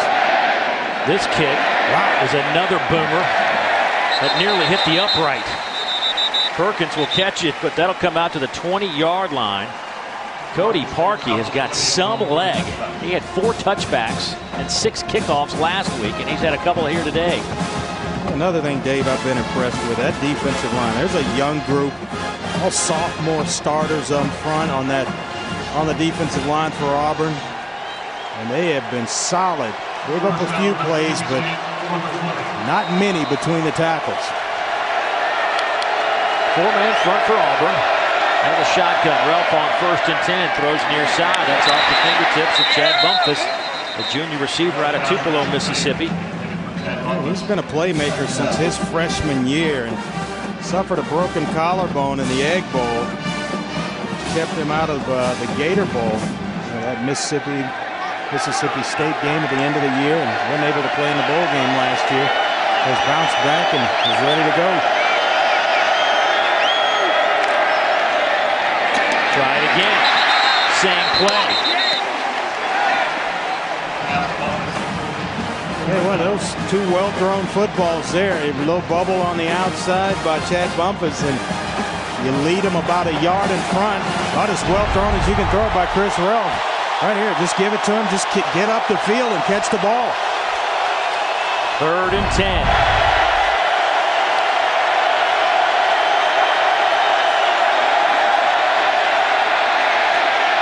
Going to Bumpus again. Pass is caught at the 42-yard line. Well, you got to like that.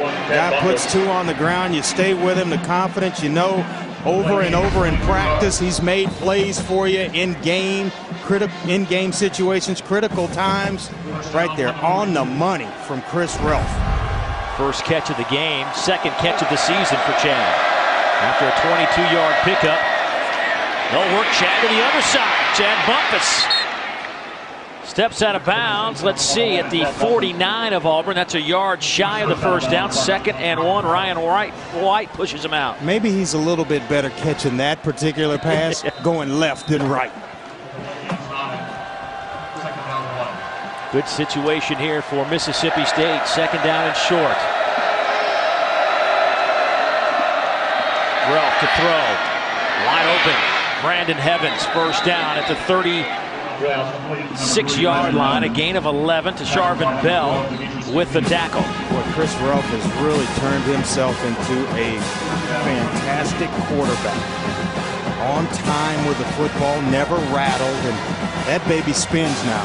You see the revolutions on the football when it comes off his hand. Big hole for Ralph. Down to the 22-yard line. 1st down Bulldogs, 17 more yards. Well, get you thinking about passing it or throwing the football, then I'll just tuck it under and run. Nice block up front by Gabe Jackson. He had Vic Ballard in there throwing a block or 2. And Mississippi State on the move. 16 rushes, 86 yards for big Chris Ralph. 1st down and 10. The pitch to Perkins to the 25. Jake Holland drags him down, but 6.5 more yards for the Bulldogs. And Perkins, he was part of a stellar recruiting class in 09. Dan Mullen's first class, and a very shifty runner with a good burst. A nice change of pace from Vic Ballard.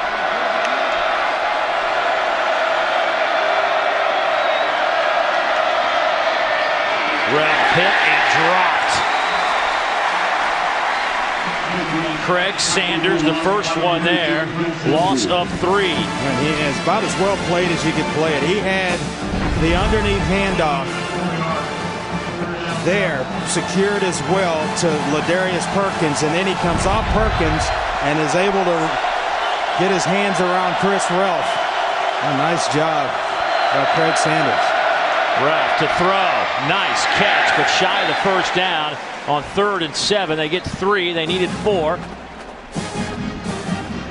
Chris Relf now 14 of 24, 147 yards, a touchdown, and an interception, 17 carries for 83 yards on the ground. Just a nice all-around performance from the senior quarterback at Mississippi State.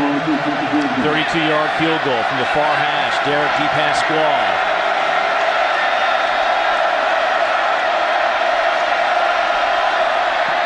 Kick is on the way, and it is good.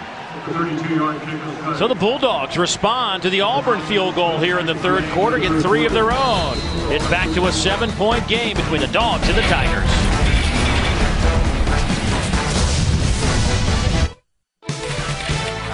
Today's SEC Network game is brought to you by Gulf Shores and Orange Beach, where SEC families come to play. Regions Bank, it's time to expect more. Woodman of the World. Tostitos Artesian Recipes. And by Polaris. See the hardest working, smoothest riding off-road vehicle now at your local dealer. A gorgeous day here on the loveliest village on the plains. Auburn, Alabama.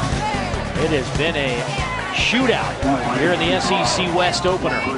34-27, Tigers out in front. Everything we thought it was going to be coming in here. It wasn't a close, tight, physical football game. And Auburn has certainly stepped up to the physical challenge. A little squib kick right down the middle. That is taken by Chris Davis, the cornerback. Good field position for this offense out over the 35. Time now for a look at SEC greats, brought to you by Regions Bank. And, well, folks, we talk a lot about Bo Jackson, Cadillac Williams, Rudy Johnson, but how about Stephen Davis? 93-95 with the Auburn Tigers. 2,800 career rushing yards, a big bruising tailback. Boy, he was fun to watch. Of course, taking his game to the next level as well in the National Football League. Sometimes you forget about guys like Stephen Davis when you have Cam Newton and Bo Jackson to talk about. And Ontario McCallum, or excuse me, Trey Mason with the carry, his first carry today. 15 yards on that rush by Mason. Here's a look at some of the guys that carried the football for the Tigers over the years. Bo Jackson, 4,300 yards, leads the way. Pretty good, pretty impressive group. Here's Blake to the 45. 2nd down and 5 coming up. Yeah, I was trying to make a late night trade for my fantasy team for tomorrow for Ben Tate. How'd that go? Get him in the lineup. Hadn't quite finalized it yet, but we are still talking, so that's a good thing. Emory Blake jogs off the field, limping a little bit on 2nd down and 5. Fryer, inside handoff. Bulldogs all over it. Nothing happening for Trey Mason. The true freshman lost a yard. Sean Ferguson, the first one there, the senior defensive end out of Miami, Florida. We wanted to get Trey Mason more snaps this week. They said that there's really no stage that's too big for him. Just a good, solid football player, not a guy that is that allows a stadium like this to phase him, not even as a true freshman. Just plays.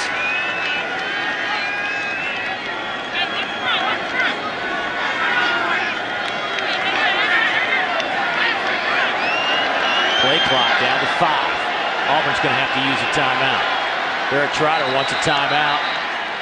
Mass confusion over there in front of the Auburn bench. There are so many moving parts. When they do a check with me, Gus Malzahn's a few feet out. He's got assistants next to him using hand signals. He's got players over there holding up signs. He's got a whole long line of numbers that some other players are flipping over. I mean, there's just a lot of things to look at.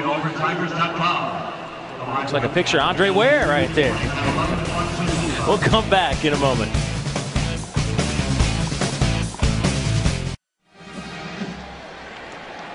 Good look at Jordan-Hare Stadium. Packed to the rafters. Third down coming up for the Auburn Tiger offense. 3rd and 5. Third down 6, number 45.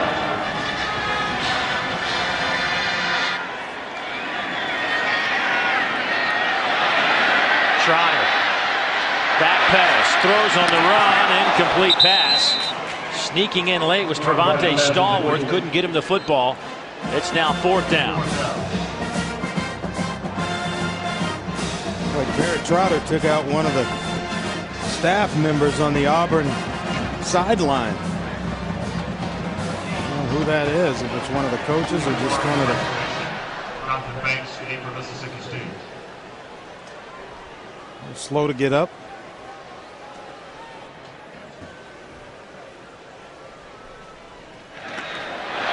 Stephen Clark hits it to 20 and will settle out of bounds at the 17-yard line.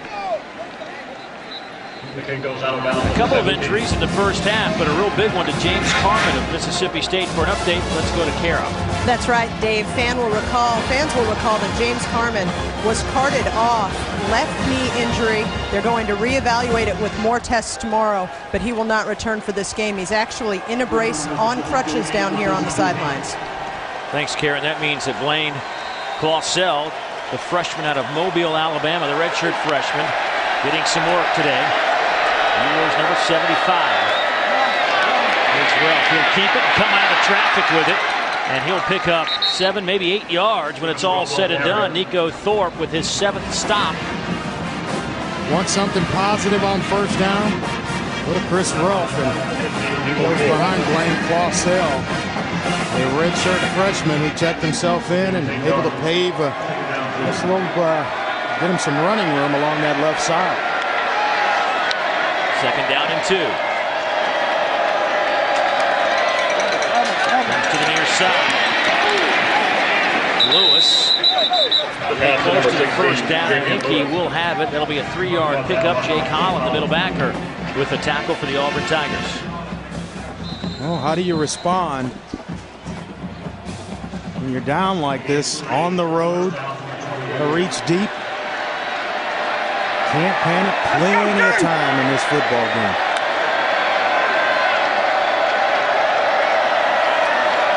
Here's Ralph.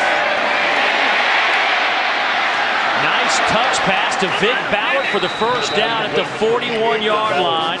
Darren Bates with the tackle, but 13 yards on the pass and catch. Well, that's where 6'4" helps you. And watch this. Doesn't panic. The initial read, it's not there. So he sets his feet, comes to number 2.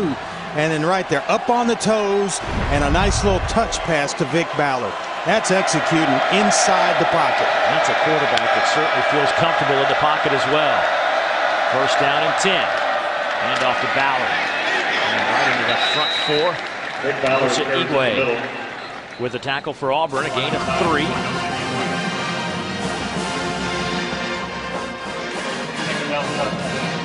Today's 1st and 10 line brought to you by your local Toyota dealers. Toyota moving forward. Auburn with a 16-game winning streak, the nation's longest. Bulldogs have won 9 of their last 11 and 3 straight going back to last year. And off to Perkins. He'll go to the 47, maybe 48-yard line. Give him 4. Tackled by number 25, Darren Bates. No, they're not looking to hit home runs. They're willing to take singles and doubles and just move the chain. So now you get yourself in 3rd down and 4. And it's a very manageable situation offensively for Les Keening and this offensive group from Mississippi State.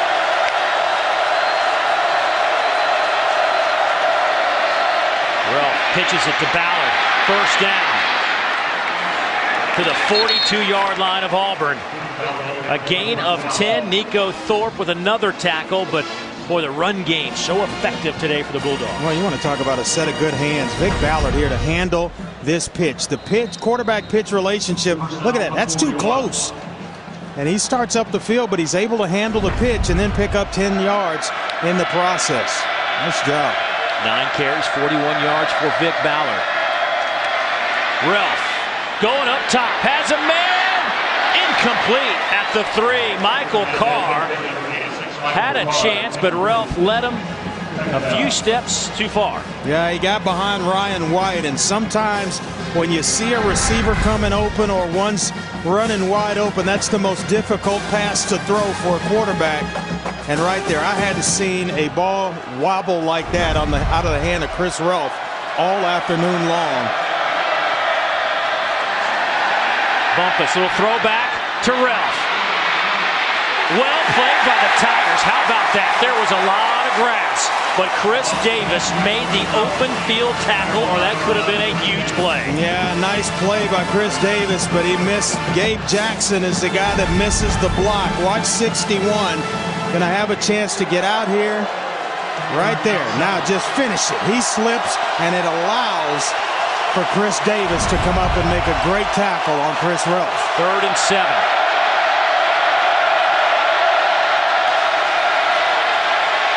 Ralph down the middle. Batted in the air. Almost caught, then almost intercepted. Brandon Evans falling down. Could not hold on to the football. It's 4th down. Chris Ralph waits about as long as he can, trying to get Brandon Evans to the corner, and he gets tangled up in there with Tasharvin Bell.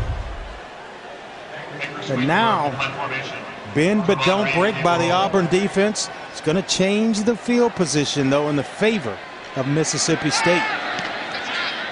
Baker Swedenberg. Little hit at the 5 and bounce to the 7-yard line. So nice job by Baker. 31-yard punt. Auburn backed up inside the 10. It's a good one here in Auburn, Alabama.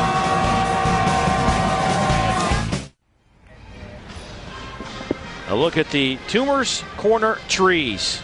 National headlines months ago as they were poisoned. They are hanging on. They were worried that maybe rolling the trees with the toilet paper after a big Auburn win might hurt the trees, but those who were taking care of the trees, trying to keep them alive as long as possible, say that by doing so, you're not going to hurt them any worse than they've already been hurt. So perhaps today, if Auburn can hold on, those trees will have some white tissue. Fighting to hold on are the Auburn Tigers right now. Backed up inside the 10. Big play. Michael Dyer to the 40. Midfield. It's a foot race, and he's caught from behind at the 40-yard line by Charles Mitchell. A 52-yard pickup for the Auburn Tigers, and just like that, they are in striking distance. Well, if you're going to run outside the tackle box, you got to have some pretty good blocks to get it done. A nice block on the outside to seal things up. And Jared Cooper as well, pulling around there, leading Michael Dyer. 145 yards now for Dyer. Actually, you can make that 142 as he just lost 3. Fletcher Cox, the junior, leader of that defensive line, steps through a seam and makes the tackle. And that play before, Jay Wisner as well. Reserve wide receiver coming down inside, sealing things up, and then Dyer turns the corner. I've been impressed with his speed. Getting to the edge, he's known as a guy between the tackles, but he gets the edge, and it's see you later. Shovel pass, McCaleb gets a block. A play that could have lost 5 or 6. Gains maybe 5 at the end of the day. Damian Anderson forces McCaleb out of bounds, but this is Gus Malzahn telling us that we're going to run the football no matter what. I don't care how painful it is, we're going to get it done. Well, it's nice to know you got guys like McCaleb and Dyer, a 1-2 combo, and now you've got a little change-up you can throw in there with Mason. Well, the difference is the play of the 5 guys up front this week from last week. Offensive line doing a heck of a job. Trotter pump fakes, will run, and he needed to get to the 30. They will spot it at the 31. Brandon Wilson makes the tackle. That's a gain of 8. So now you got 4th and 1. What do you do, Andre? This situation's already taken care of. You leave the offense out there, and they're going to go for it here. Offensive line, this is where you inject even more confidence in that young group With Michael Dyer in there, they're bringing in Ladarius Phillips. Big old load at 6 foot, 290 pounds. Fullback type. And Dyer will line up in the Wildcat formation. He'll get the snap straight ahead. Big collision right at the 30. It's going to be close. Is it a left foot spot or a right foot spot? I don't know. I think they got a pretty generous spot, to be quite honest.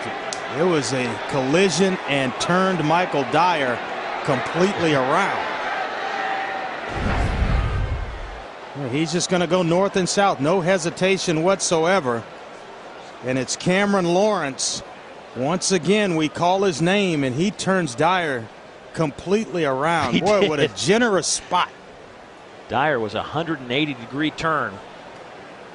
Me and you, and that's just wanting to do it right there.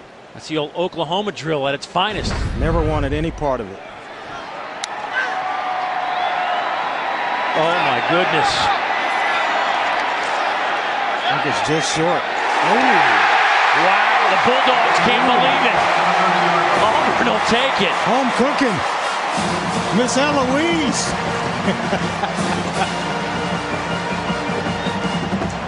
Wow. Now, you can look at the spot of this play if you want. And even challenge it, and that's why they've hurried to the line of scrimmage trying to get a play off. They'll get the quick snap. Trotter with a handoff. Trey Mason hit by Cameron Lawrence. Second down and 10. Man, oh man. Cameron Lawrence is a football playing Johnny. He's made a nice transition from outside linebacker to safety. Here's a look at some of the toys they use offensively here under Gus Malzahn to signal in plays.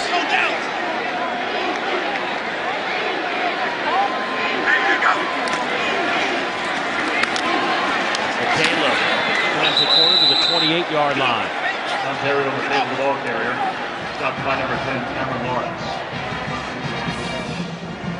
You know, I think this would confuse me. All that stuff there going on. Just give me some wristbands and point to one, the left wrist or the right wrist, and give me a number, and we can go from there. I can get in the huddle or at the line of scrimmage and call the play. That would get a little confusing for me. This could be a free play. Might as well throw it toward the end zone. Batted around, intercepted by Charles Mitchell, but this will be coming back. If I'm Auburn, you want to tackle him, but well, you play it because you don't know if there's a false start in there. So and if you're a Mississippi State Bulldog, you play the play all the way through. Be a surprise, though, if it weren't an offsides penalty. I think it was pretty obvious. Right in the middle of your screen there, Fletcher Cox being talked to by Dan Mullen, the head coach. You're going to see him just a little bit early. Well, right there. Well, a lot early. Once again. Offside on the defense. Number 99. 5-yard penalty. Remains third down. They say he's 99, but it was 94 Fletcher Cox. I get some numbers confused, but a 4 and a 9, I think I can figure that one out. There's Sean Ferguson saying I was on sides.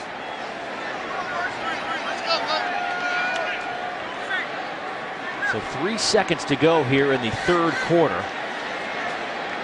Keep in mind, talk about a young football team in Auburn.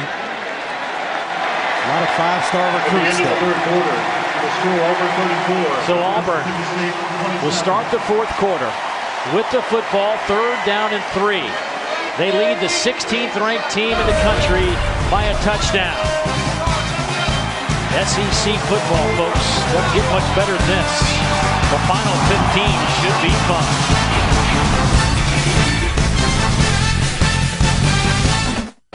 More in a row. All told, 34-27. You see Chris Ralph's numbers, throwing and rushing. Michael Dyer with a big day, 142 yards on the ground. Coaches probably don't like this kind of game, but certainly it's been fun. Yeah, close one. It's been fun for us, certainly. I don't know if they would agree. Stressful on both sidelines, but right now Mississippi State faced with a 3rd down and short. Quick snap. Michaela makes the catch, 1st down inside the 15-yard line. A gain of 10. Damian Anderson with the tackle. That's a nice job with Barrett Trotter with a play fake and just getting the ball to McCaleb on the run where he can turn up the field. 1st and 10. Dyer might have had a chance if he cuts that back inside. Picks up 3. Lawrence and Banks converge on the tackle. Trying to hold to a field goal here are the Bulldogs, and would count it as a small win on this drive. Just giving up 3 points. They do not want to give up the big ones. Andre, 10 plays in this drive. This is what Gus Malzahn wanted, some 1st downs, eat up the clock, keep Mississippi State's offense off the field. Lutzenkirchen. Did he get in? Yes, he did! Touchdown, Tigers!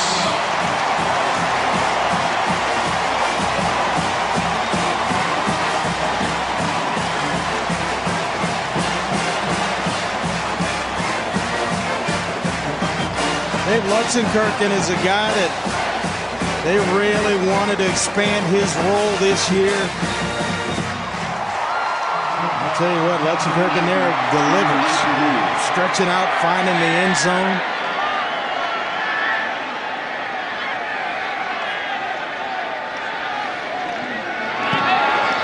Parkey splits the uprights.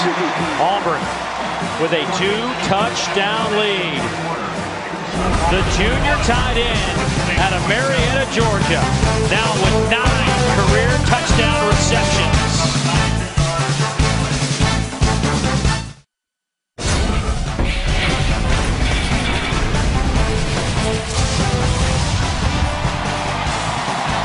Auburn leading at 41-27. They go 10 plays, 92 yards, 4:22 off the clock. Take a 2-touchdown lead. Time for our Cellular South Conference call. Look at the early standings. Kentucky looks like they're about to even up their record. They're holding on against Central Michigan. Of course, Alabama, Penn State coming up in just a little bit. Georgia and South Carolina later on. Yeah, that's a big game. Between the hedges for Georgia, South Carolina coming to town, and a tall order for the Bulldogs. Here's where you want Cody Parkey to hit another boomer through the end zone. And he hits it to the back of the end zone. Another touchback, and Lewis will have to take a knee. McAllister's Deli is giving 2 lucky guests each a Jeep Wrangler. Visit us on Facebook.com/TFreaks for official rules, entry forms, and great weekly tailgater prizes. Visit Facebook.com/TFreaks, and you could be a big game winner. Talk about that kickoff, Dave, by Cody Parkey. Gene Chizik and I really agree. If you've got a guy that can put it in the end zone every time, kick it out of the end zone. 1st and 10 from the 20. Ralph chased down and dropped a loss of 6. El Toro Freeman. Nosa Igwe. Boy, this crowd very much into the football game. And Nosa Igwe right there. Nice job of pursuing to the quarterback, El Toro Freeman, cleaning things up. Nice job of team defense by the Auburn Tigers. Official time call. El Toro Freeman, by the way, number 21 for the Auburn Tigers, missed last week's game, the senior out of Alexander City, Alabama, because of a clerical error that kept him out of the opener. Talking to Coach Chizik, he said El Toro would add a lot to that linebacking core, guy that's taken some snaps around here, and they can use all the experience they can get. Yeah, he brings a bunch of energy and experience to a young defensive unit. I'd like to know what this discussion is all about. I mean, it's almost like they're saying something about the way they're signaling information or sideline warning, perhaps.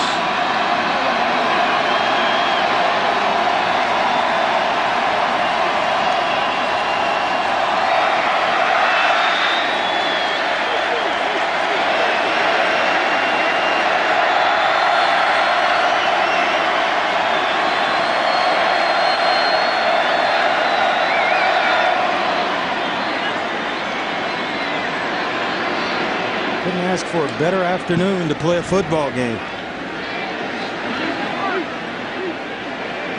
Mississippi State has alerted the officiating crew that their headsets are out. So that means that Auburn has to take their headsets off as well. Well, you go to the hand signals to get plays in, or you get a receiver, two receivers ready to run plays in and out. Really slows things down when you want to go hurry up offense. This is where it helps where Dan Mullen's so familiar with the offense. He's called plays his entire career. Yeah. And now another stoppage of play. Gene Chizik out to the 20-yard line. We're looking over, and if they're out, why do they still have them on? Well, he doesn't let anything get past him. The Mississippi State booth is right next to us, the coach's booth, and they have some personnel up there trying to look at the wires, figure things, what's going on, and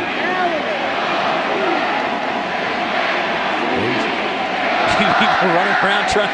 Don't want to be that guy running around trying to make sure the cables are working. Hey, it's the age of technology. Just pull out a cell phone. Well, here we go. Crowd still in it. Second down and 15. Cuts it back over the 20, out to the 31-yard line. A huge run. Give him 16 and a first down for the Bulldogs. Chris Davis with the tackle. Another big shot by Chris Davis, Auburn's best cover man in that secondary. Ballard again. Give him 7 on this carry. And Vic Ballard now with 11 carries, 64 yards. For more on him, let's check in with Kara. After Mississippi State's last offensive possession, Dan Mullen walked back to the running backs, pointed at Vic Ballard and said, I need you to win this game for us. He's doing his part on this drive. Play fake to Ballard. Ralph chased down and drops at the 35-yard line. A loss of 4. Corey Lemonier, the defensive end out of Hialeah, Florida, with the tackle. Boy, he plays fast. The coaches feel like the sky's the limit for Corey Lemonier. You'll see him right here. He gets by Blaine Clausell, the left tackle who came in for James Carman. Yeah, let me see that muscle, big guy. Third down and 6 now. Ralph will keep it himself. Needed to get to the 41.5-yard line. Stopped shy of the 40. Tripped up by Demetrius McNeil. That's decision time. Still and not in flush yardage on your own side of the 50-yard line. And I think Dan Mullen going to roll the dice here. He's going for it. Go for it. Got a lot of confidence. It would not surprise me if they come right back with another quarterback run from Chris Rolfe. 4th down and 2.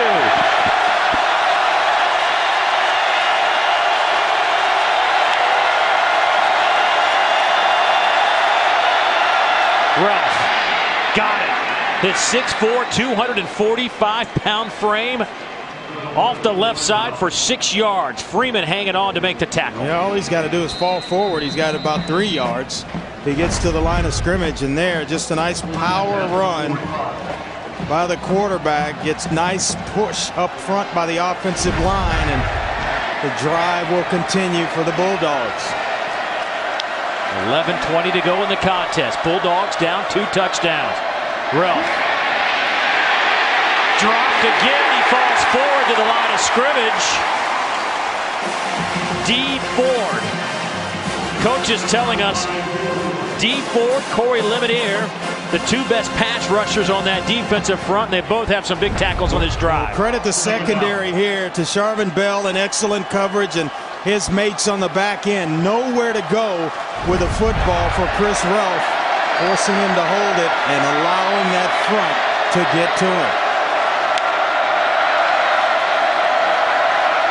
Second down. Here's Ballard looking for a little seam.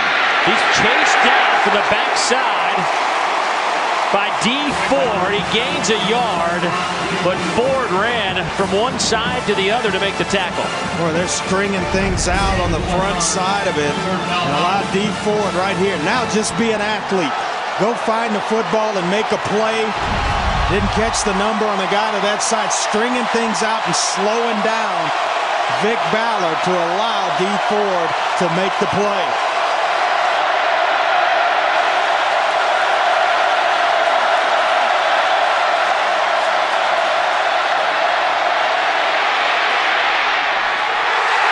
Nearly intercepted. Chris Davis had a read on it. It'll be 4th down and 9. Yeah, well, he was described to us by Ted Root, the defensive coordinator for Auburn, as their best cover man. We see why. Last year, he was the team's nickelback, where you slide inside and play the slot receivers. Look at that closing speed. Just about ran the route with the receiver. Auburn played 13 true freshmen last week against Utah State, second most in the country. They played a total of 26 players on defense, unheard of. Trying to find out what kind of football team they have. Auburn. That is their second timeout of the second half. 9 minutes here. You got a chance, if you punt the football, Dave, to change field position. Tell you what, let's take a break. Dan Mullen talks it over with his troops. Back in a moment.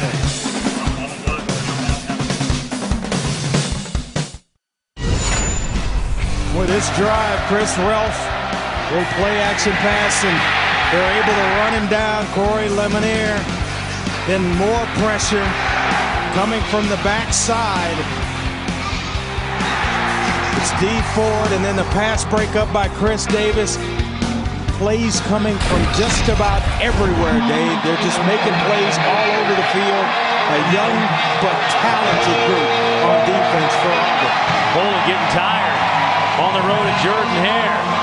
They need to pick up 9 here. 4th down and 9. I agree with this call, by the way. Punt the football, change the field position, and hey, pull your defense together and say, look, we need you to make a play for us.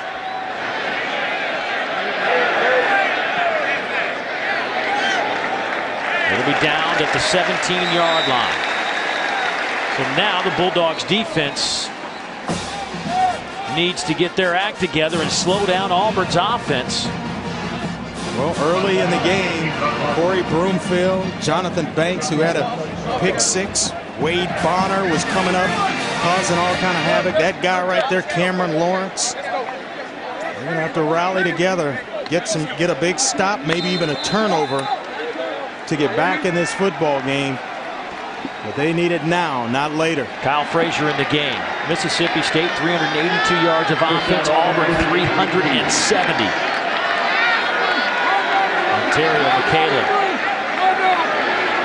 the running back in the game alongside Kyle Frazier. Here's McCaleb. To the 20. To the 30. Out of bounds at the 33, and then a flag. A late hit coming in against the Bulldogs. Boy, that has plagued Mississippi State all game long. Darius Carr with a nice block on Corey Broomfield on the edge. Then you get as well Philip Lutzenkirchen as well with a nice block on Charles Mitchell that frees up Ontario McCaleb.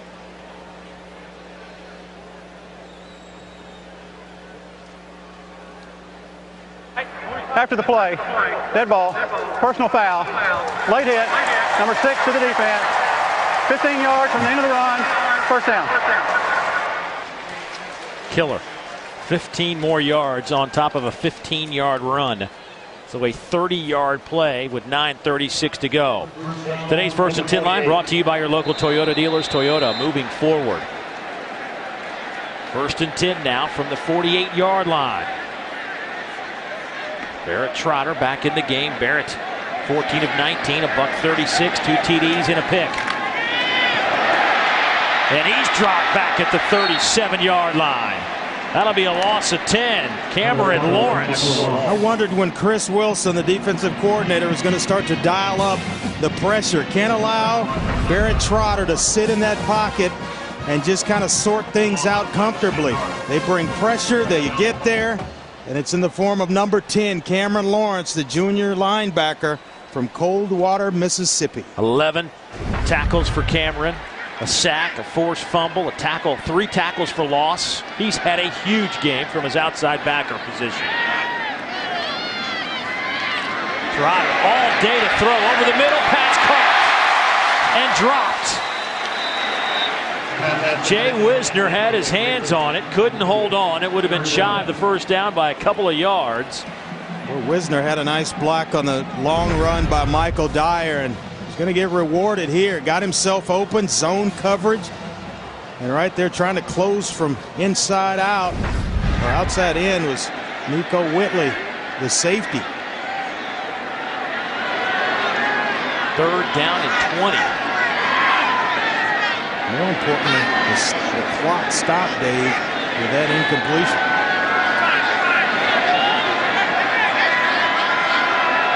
Play clock down to 3, down to 2.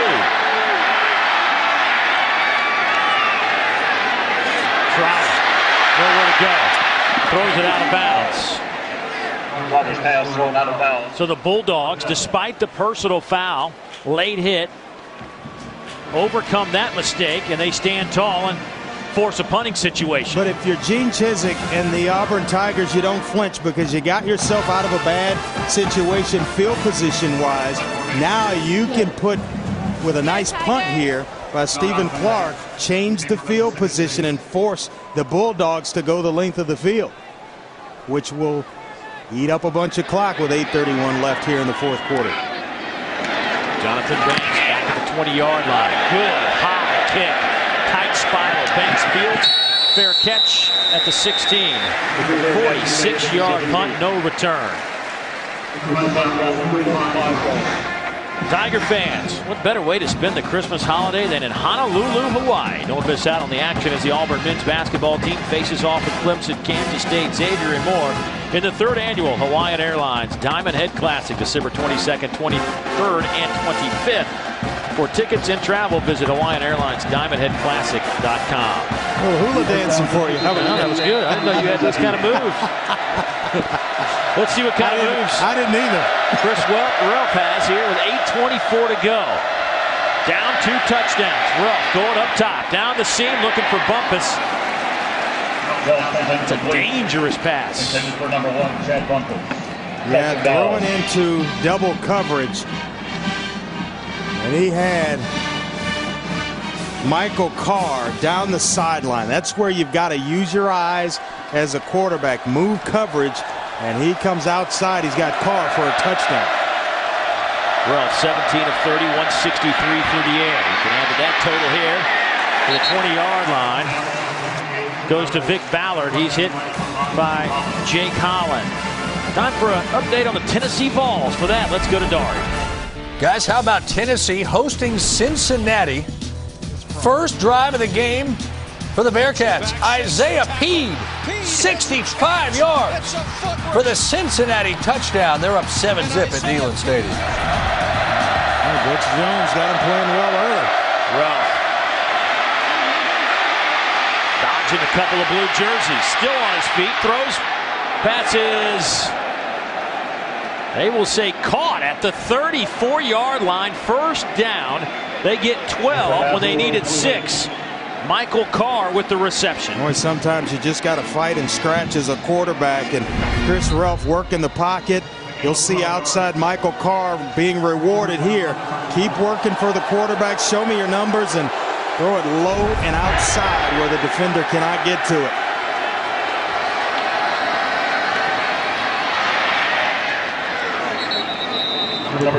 Gain of about 4 for Ladarius Perkins. They're going to have to speed this thing up, getting down around 7 minutes. Quick snap. Perkins with another carry. Darren Bates with the tackle. Quentin Salisbury, their senior center, rolling around in agony. The carry was good for a first down. Salisbury, a real leader up front for that offensive line. And a versatile player that can play everywhere. He's played guard, now center, as you mentioned. He took over for a pretty good one as well. We'd like to recognize our friends at Allstate for their charitable contributions across the country. Since 2005, Allstate has donated more than $2.4 million through the Good Hands Field Goal Net program to benefit University General Scholarship Funds.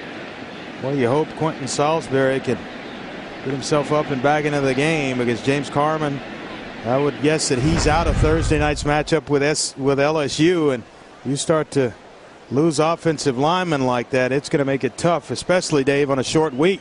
That is the second time an offensive lineman has been rolled up on in this game for Mississippi State. You mentioned Carman. He's in street clothes or in sweats over there on the sideline. Almost identical to the injury of James Carman. This is an important game, folks, for this Mississippi State team, because it's a short week. Thursday night on ESPN, LSU comes to Starkville. And you just kind of expect you're going to get one of two. You'd like to get 2 out of 2, obviously, but you certainly would like 1 out of 2 in that 2-game stretch right here. Well, a lot of time in this one, though. 7:08, a lot could happen. They can score points now. They can put points on the board. Hopefully the big fella gets himself back in it. That's why I would always encourage offensive linemen, no matter what age or level of football, to wear those knee braces, where they save you in a lot of instances. So Salisbury will head over to that Mississippi State bench. Dan Mullen bringing in Dylan Day, the redshirt freshman out of West Monroe, Louisiana, will now be snapping the ball to Chris Ralph. First down and 10, 7:08 to play in the game.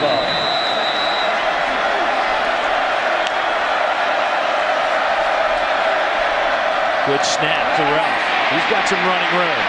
Ralph to midfield and push back. He'll get into Tiger territory at the 48, a gain of 7. Darren Bates with another tackle.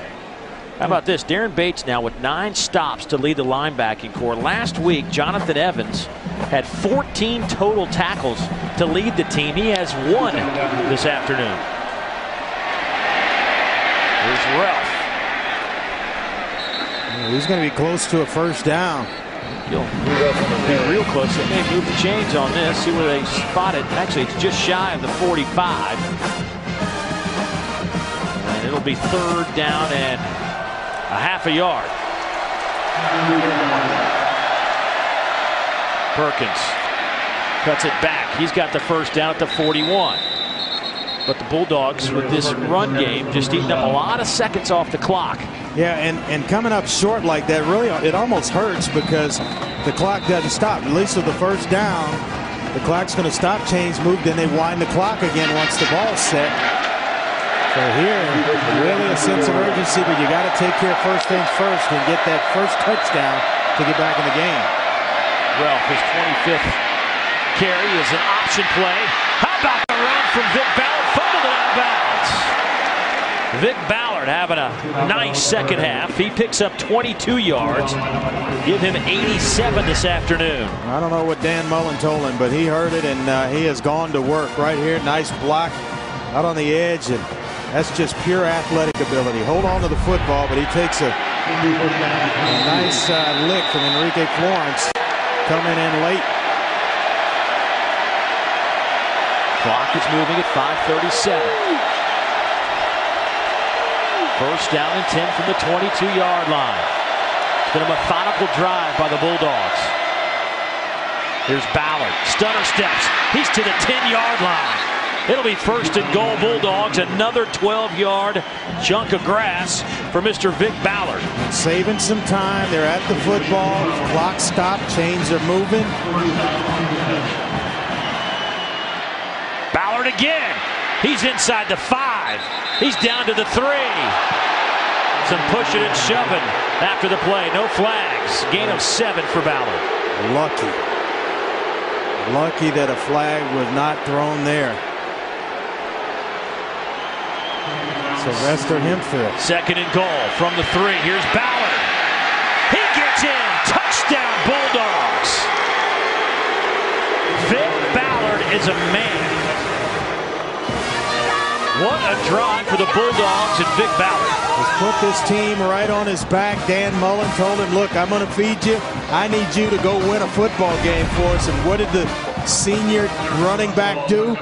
Put him right on his shoulders and said, hey, give me the rock. Just stand in somebody's way. Just get the rock in my hands. 83-yard drive. Plenty of time, my friend, with a full complement of timeouts. Vic Ballard, 16 carries, 109 yards. Chris Relm, 24 carries, 100 yards. It's another one coming down to the wire at Jordan-Hare Stadium. We're getting our money's worth today, partner.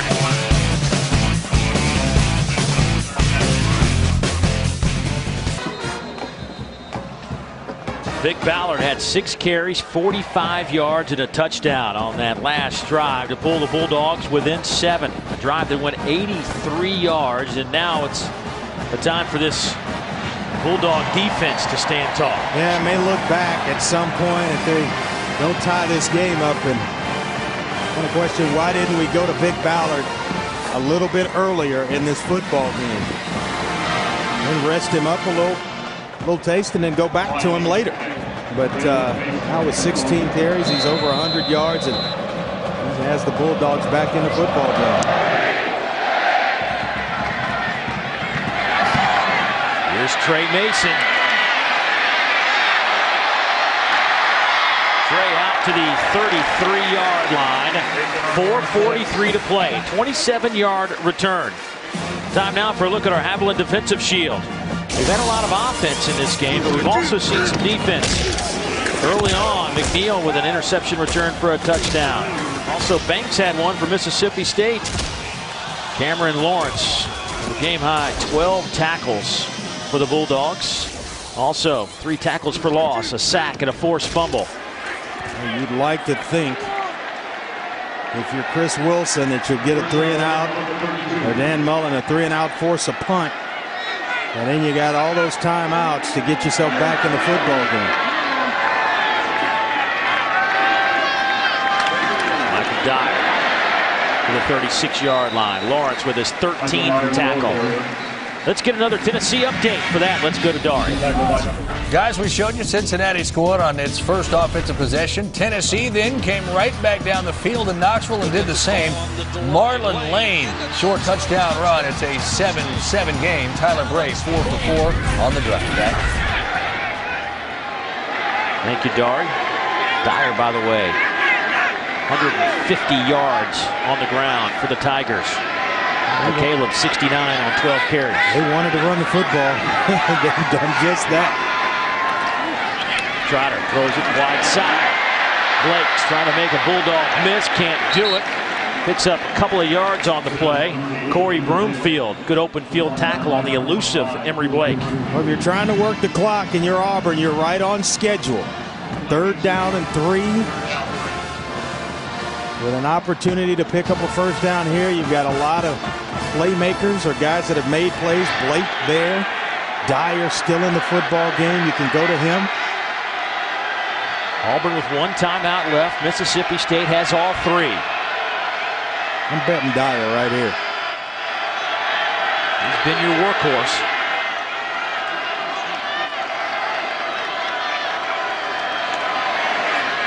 We'll throw it back to the tight end, Lutchen Kirkin.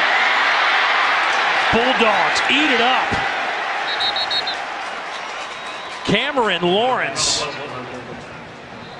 will hold on for a loss of 2 yards. He has had one of his best games by a Bulldog defender in a long time. Yeah, and a smart timeout by Dan Mullen here on 4th down. So you're going to save some of that time. 3:01, as you mentioned, left here in the 4th quarter. You take the timeout. Now you've got 2. And remember, college football, it's going to stop each and every time the Bulldogs pick up a first down. So that's time saved and the 2 timeouts. This is an eternity to get back in this ball game.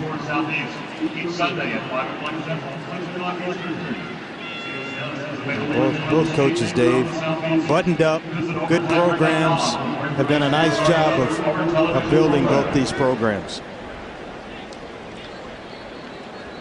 Weren't a whole lot of folks that were giving Auburn much of a chance in this one today. They have come to play, and they will have to take their game, win or lose here today, up to Clemson. Last year, Auburn struggled early on against Clemson, but found a way to win down the stretch against the Tigers. Kind of propelled them on their way, if you will. Look at that October schedule. Between October 1st and October 22nd. Buckle it up. Strap it up, put the chin strap in, put the mouthpiece in. Woo.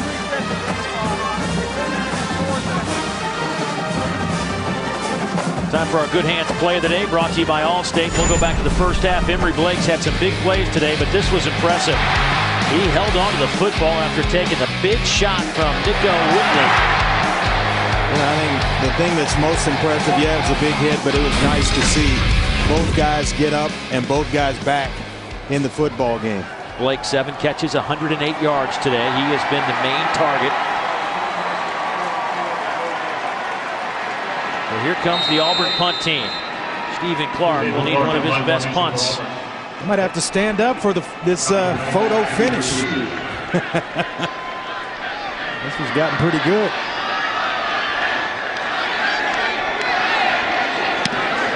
What a punt. Banks takes it at the 11. Banks to the 30 and met at the 31-yard line. A 51-yard punt and a 20-yard return. DeMar Travis with the special teams tackle. 2:52 to go. Do the Bulldogs have it in them? Today's SEC Network game is brought to you by Honda Generators. Power for the ultimate tailgating experience. Haviland with Deposit Shield. Protect what matters. Bud Light. It's the sure sign of a good time. Here we go. Vizio, delivering entertainment freedom for all. And by the Capital One Venture Card. What's in your wallet? Take a look at our Polaris hardest working player of the game, Vic Ballard. Last drive, he was a monster. 6 carries, 45 yards. And Andre, you summed it up. He put the team on his shoulders. He really did, and they may be looking for him to do the same here on this drive. They went 83 yards on the previous drive and about 12 plays, 333 on that last scoring drive. It's a shorter field now with 2:52 left. And look for Vic Ballard to get the football early and often on this drive.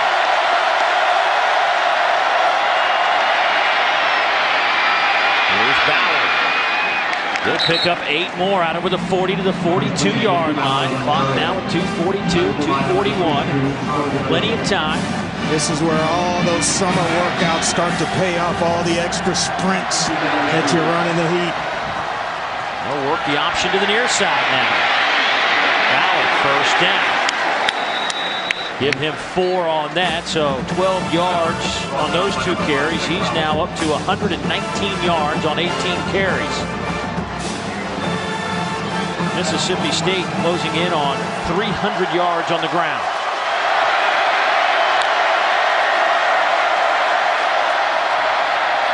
Big hole.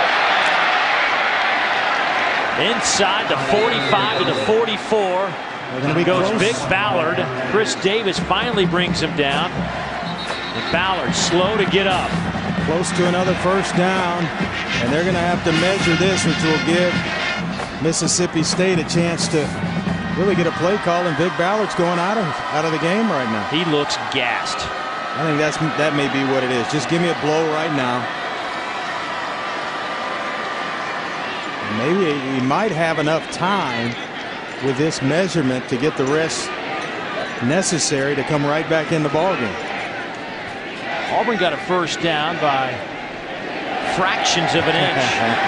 Mississippi State won't be so fortunate. No, Chris Ralph right here. Ballard in the second half, 12 carries, 102 yards.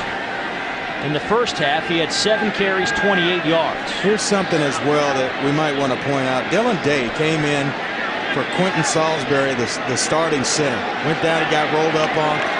It would be easier if they were in a traditional set with quarterback under center and you're just snapping it to the quarterback's hands. But he is gun snapping each and every time. He came into this game at an important time, and he's really delivered for the Bulldogs in that capacity. Every snap's been on time and in the hands of Chris Relf. That'll be a first down as Perkins picks up 9. They needed 6 inches. Chris Davis with another tackle. Clock stops. Still have the 2 timeouts left. Option game to Perkins. He's tripped up. Gain of 3. Stays in bounds. Demetrius McNeil. Demetrius McNeil, nice play because Darius Perkins was headed to the sideline and he was going to get out of bounds to stop the clock. That tackle keeps him in bounds and the clock still continues to run. 125, 124. Here's Perkins inside the 30 to the 29, but now do you use a timeout? I think you have to use a timeout right here. Clock is now under 110. Can't take him home. And there's no need to rush.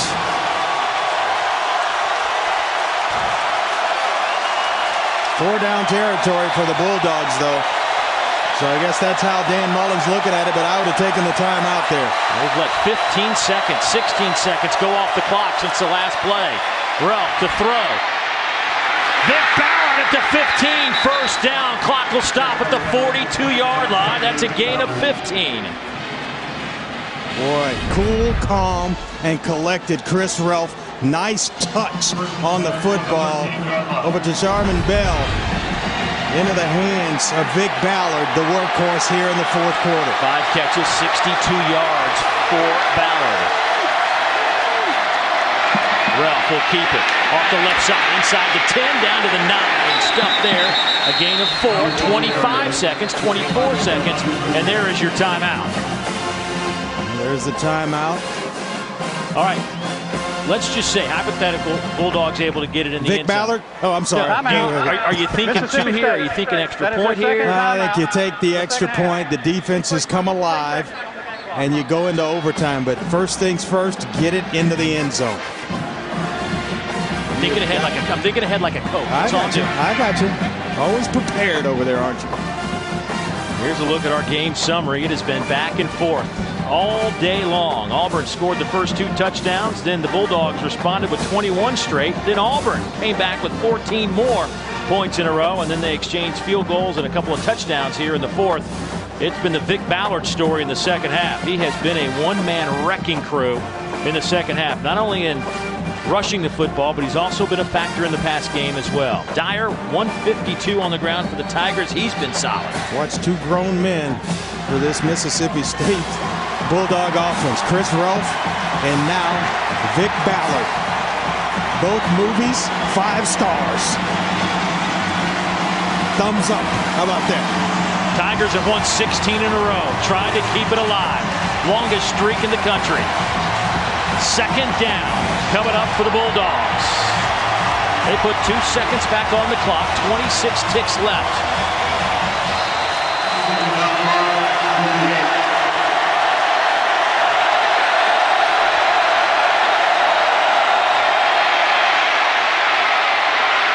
Ballard to the end zone. Did he get in? Out of bounds at the 1-yard line. It'll be first and goal Bulldogs, 18 seconds to go. I'd like to know what the vertical jump of Vic Ballard is. Watch this. Nice job of taking the ball all the way to the defensive end. And then right there, we may get a review. We may get a review, Dave Neal.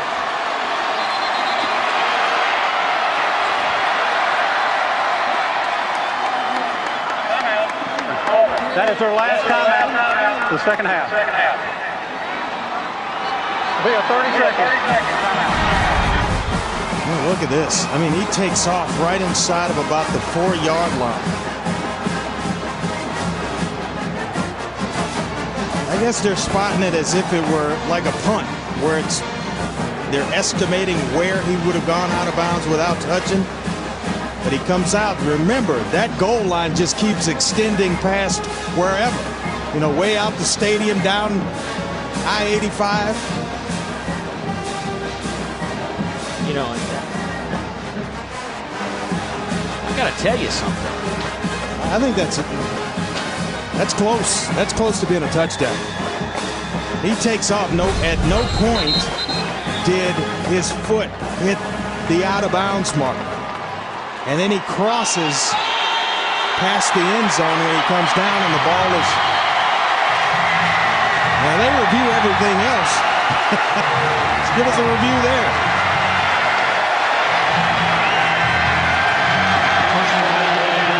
Here we go. 18 seconds left. First and goal, Bulldogs. They'll line up in the out. Ballard. Stuffed. And the clock continues to tick. 10 seconds. Timeout. Dan Mullen is all the way down at the goal line, calling for a timeout. Dan Mullen is at the 1-yard line. Well, the official to that side basically turned his back on Dan Mullen and allowed the clock to go all the way down to 7 seconds. He had to go all the way out on the field, and at a critical time in the ball game, right there, you see the whistle's blown. You got to look, just turn and look at the head coach. You know a timeout's going to be called, and you see him right here racing to get the timeout. It's like the guy's ignoring it.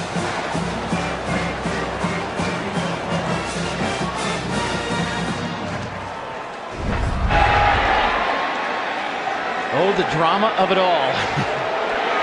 Now here's something to think about. You get all the way down here. You haven't gone under center at all game long. Stay with what got you here. Spread out. Put Chris Relf back there where he gets a running start, if that's where you choose to go. You know the options coming here. They've been able to do it successfully with him in the shotgun. Well, they put 3 seconds back on the clock, so you give at least the Bulldogs maybe a chance. I don't know. I mean, you have no timeouts left. Well, you almost, if you don't throw it here, you can get 2 plays if you throw. But if you throw the football here on second down.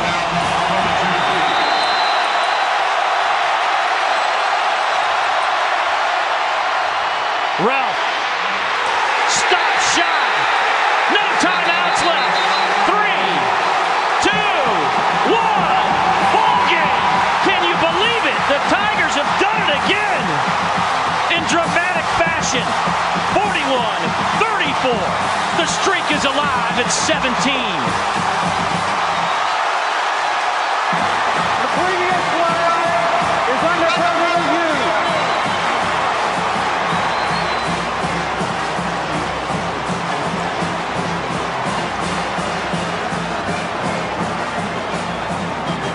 There is no question that this play will be looked at over and over again by the folks in the replay booth.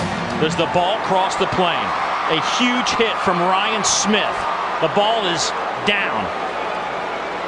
Yeah, but does the tip of the football touch the goal line? Here's a different look. He's not down. No. I think it's short. This inches. Ruling on the field is going to stand. It's going to be an Auburn victory again. And listen to this crowd when it's announced that they held him. Ryan Smith, backup safety, with the play of the year. After further review, the ruling on the field stands.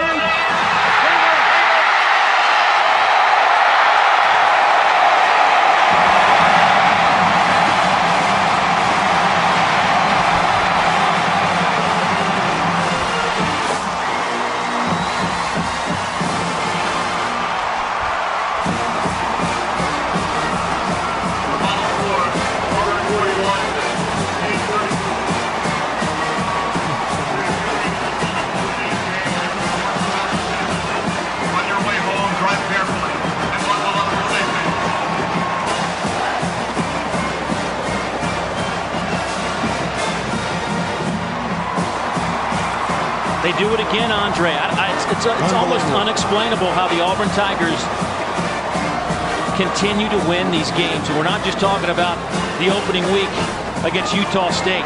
This happened last season. They found a way to win.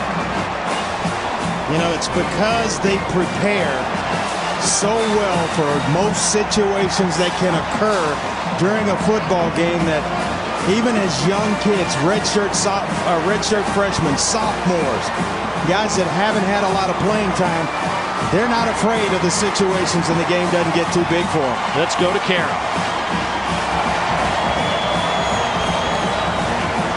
Coach, we heard you tell the players last week a win is a win. How does this win rate? Oh, my goodness. I couldn't be more blessed. I couldn't be more thrilled. You know, this is a young football team that 2 times in a row now we found a way to win it at the end. I'm just all smiles right now. What did you learn about these guys today? They're going to fight. Doesn't matter what's going on. Doesn't matter how bad it looks. Our guys will fight down to the end, and that's all you can ask for right now. What do you want to see next week? I want to see much improvement next week, and I want to find us a way to win it at sometime at the end or sometime before that. I'd like to see another win. Don't care how we do it. I just want the W. Great game, Coach. Congratulations. Thanks, Kara. A jubilant Gene Chizik, guys. They just find a way. Well, you're looking at Ryan Smith.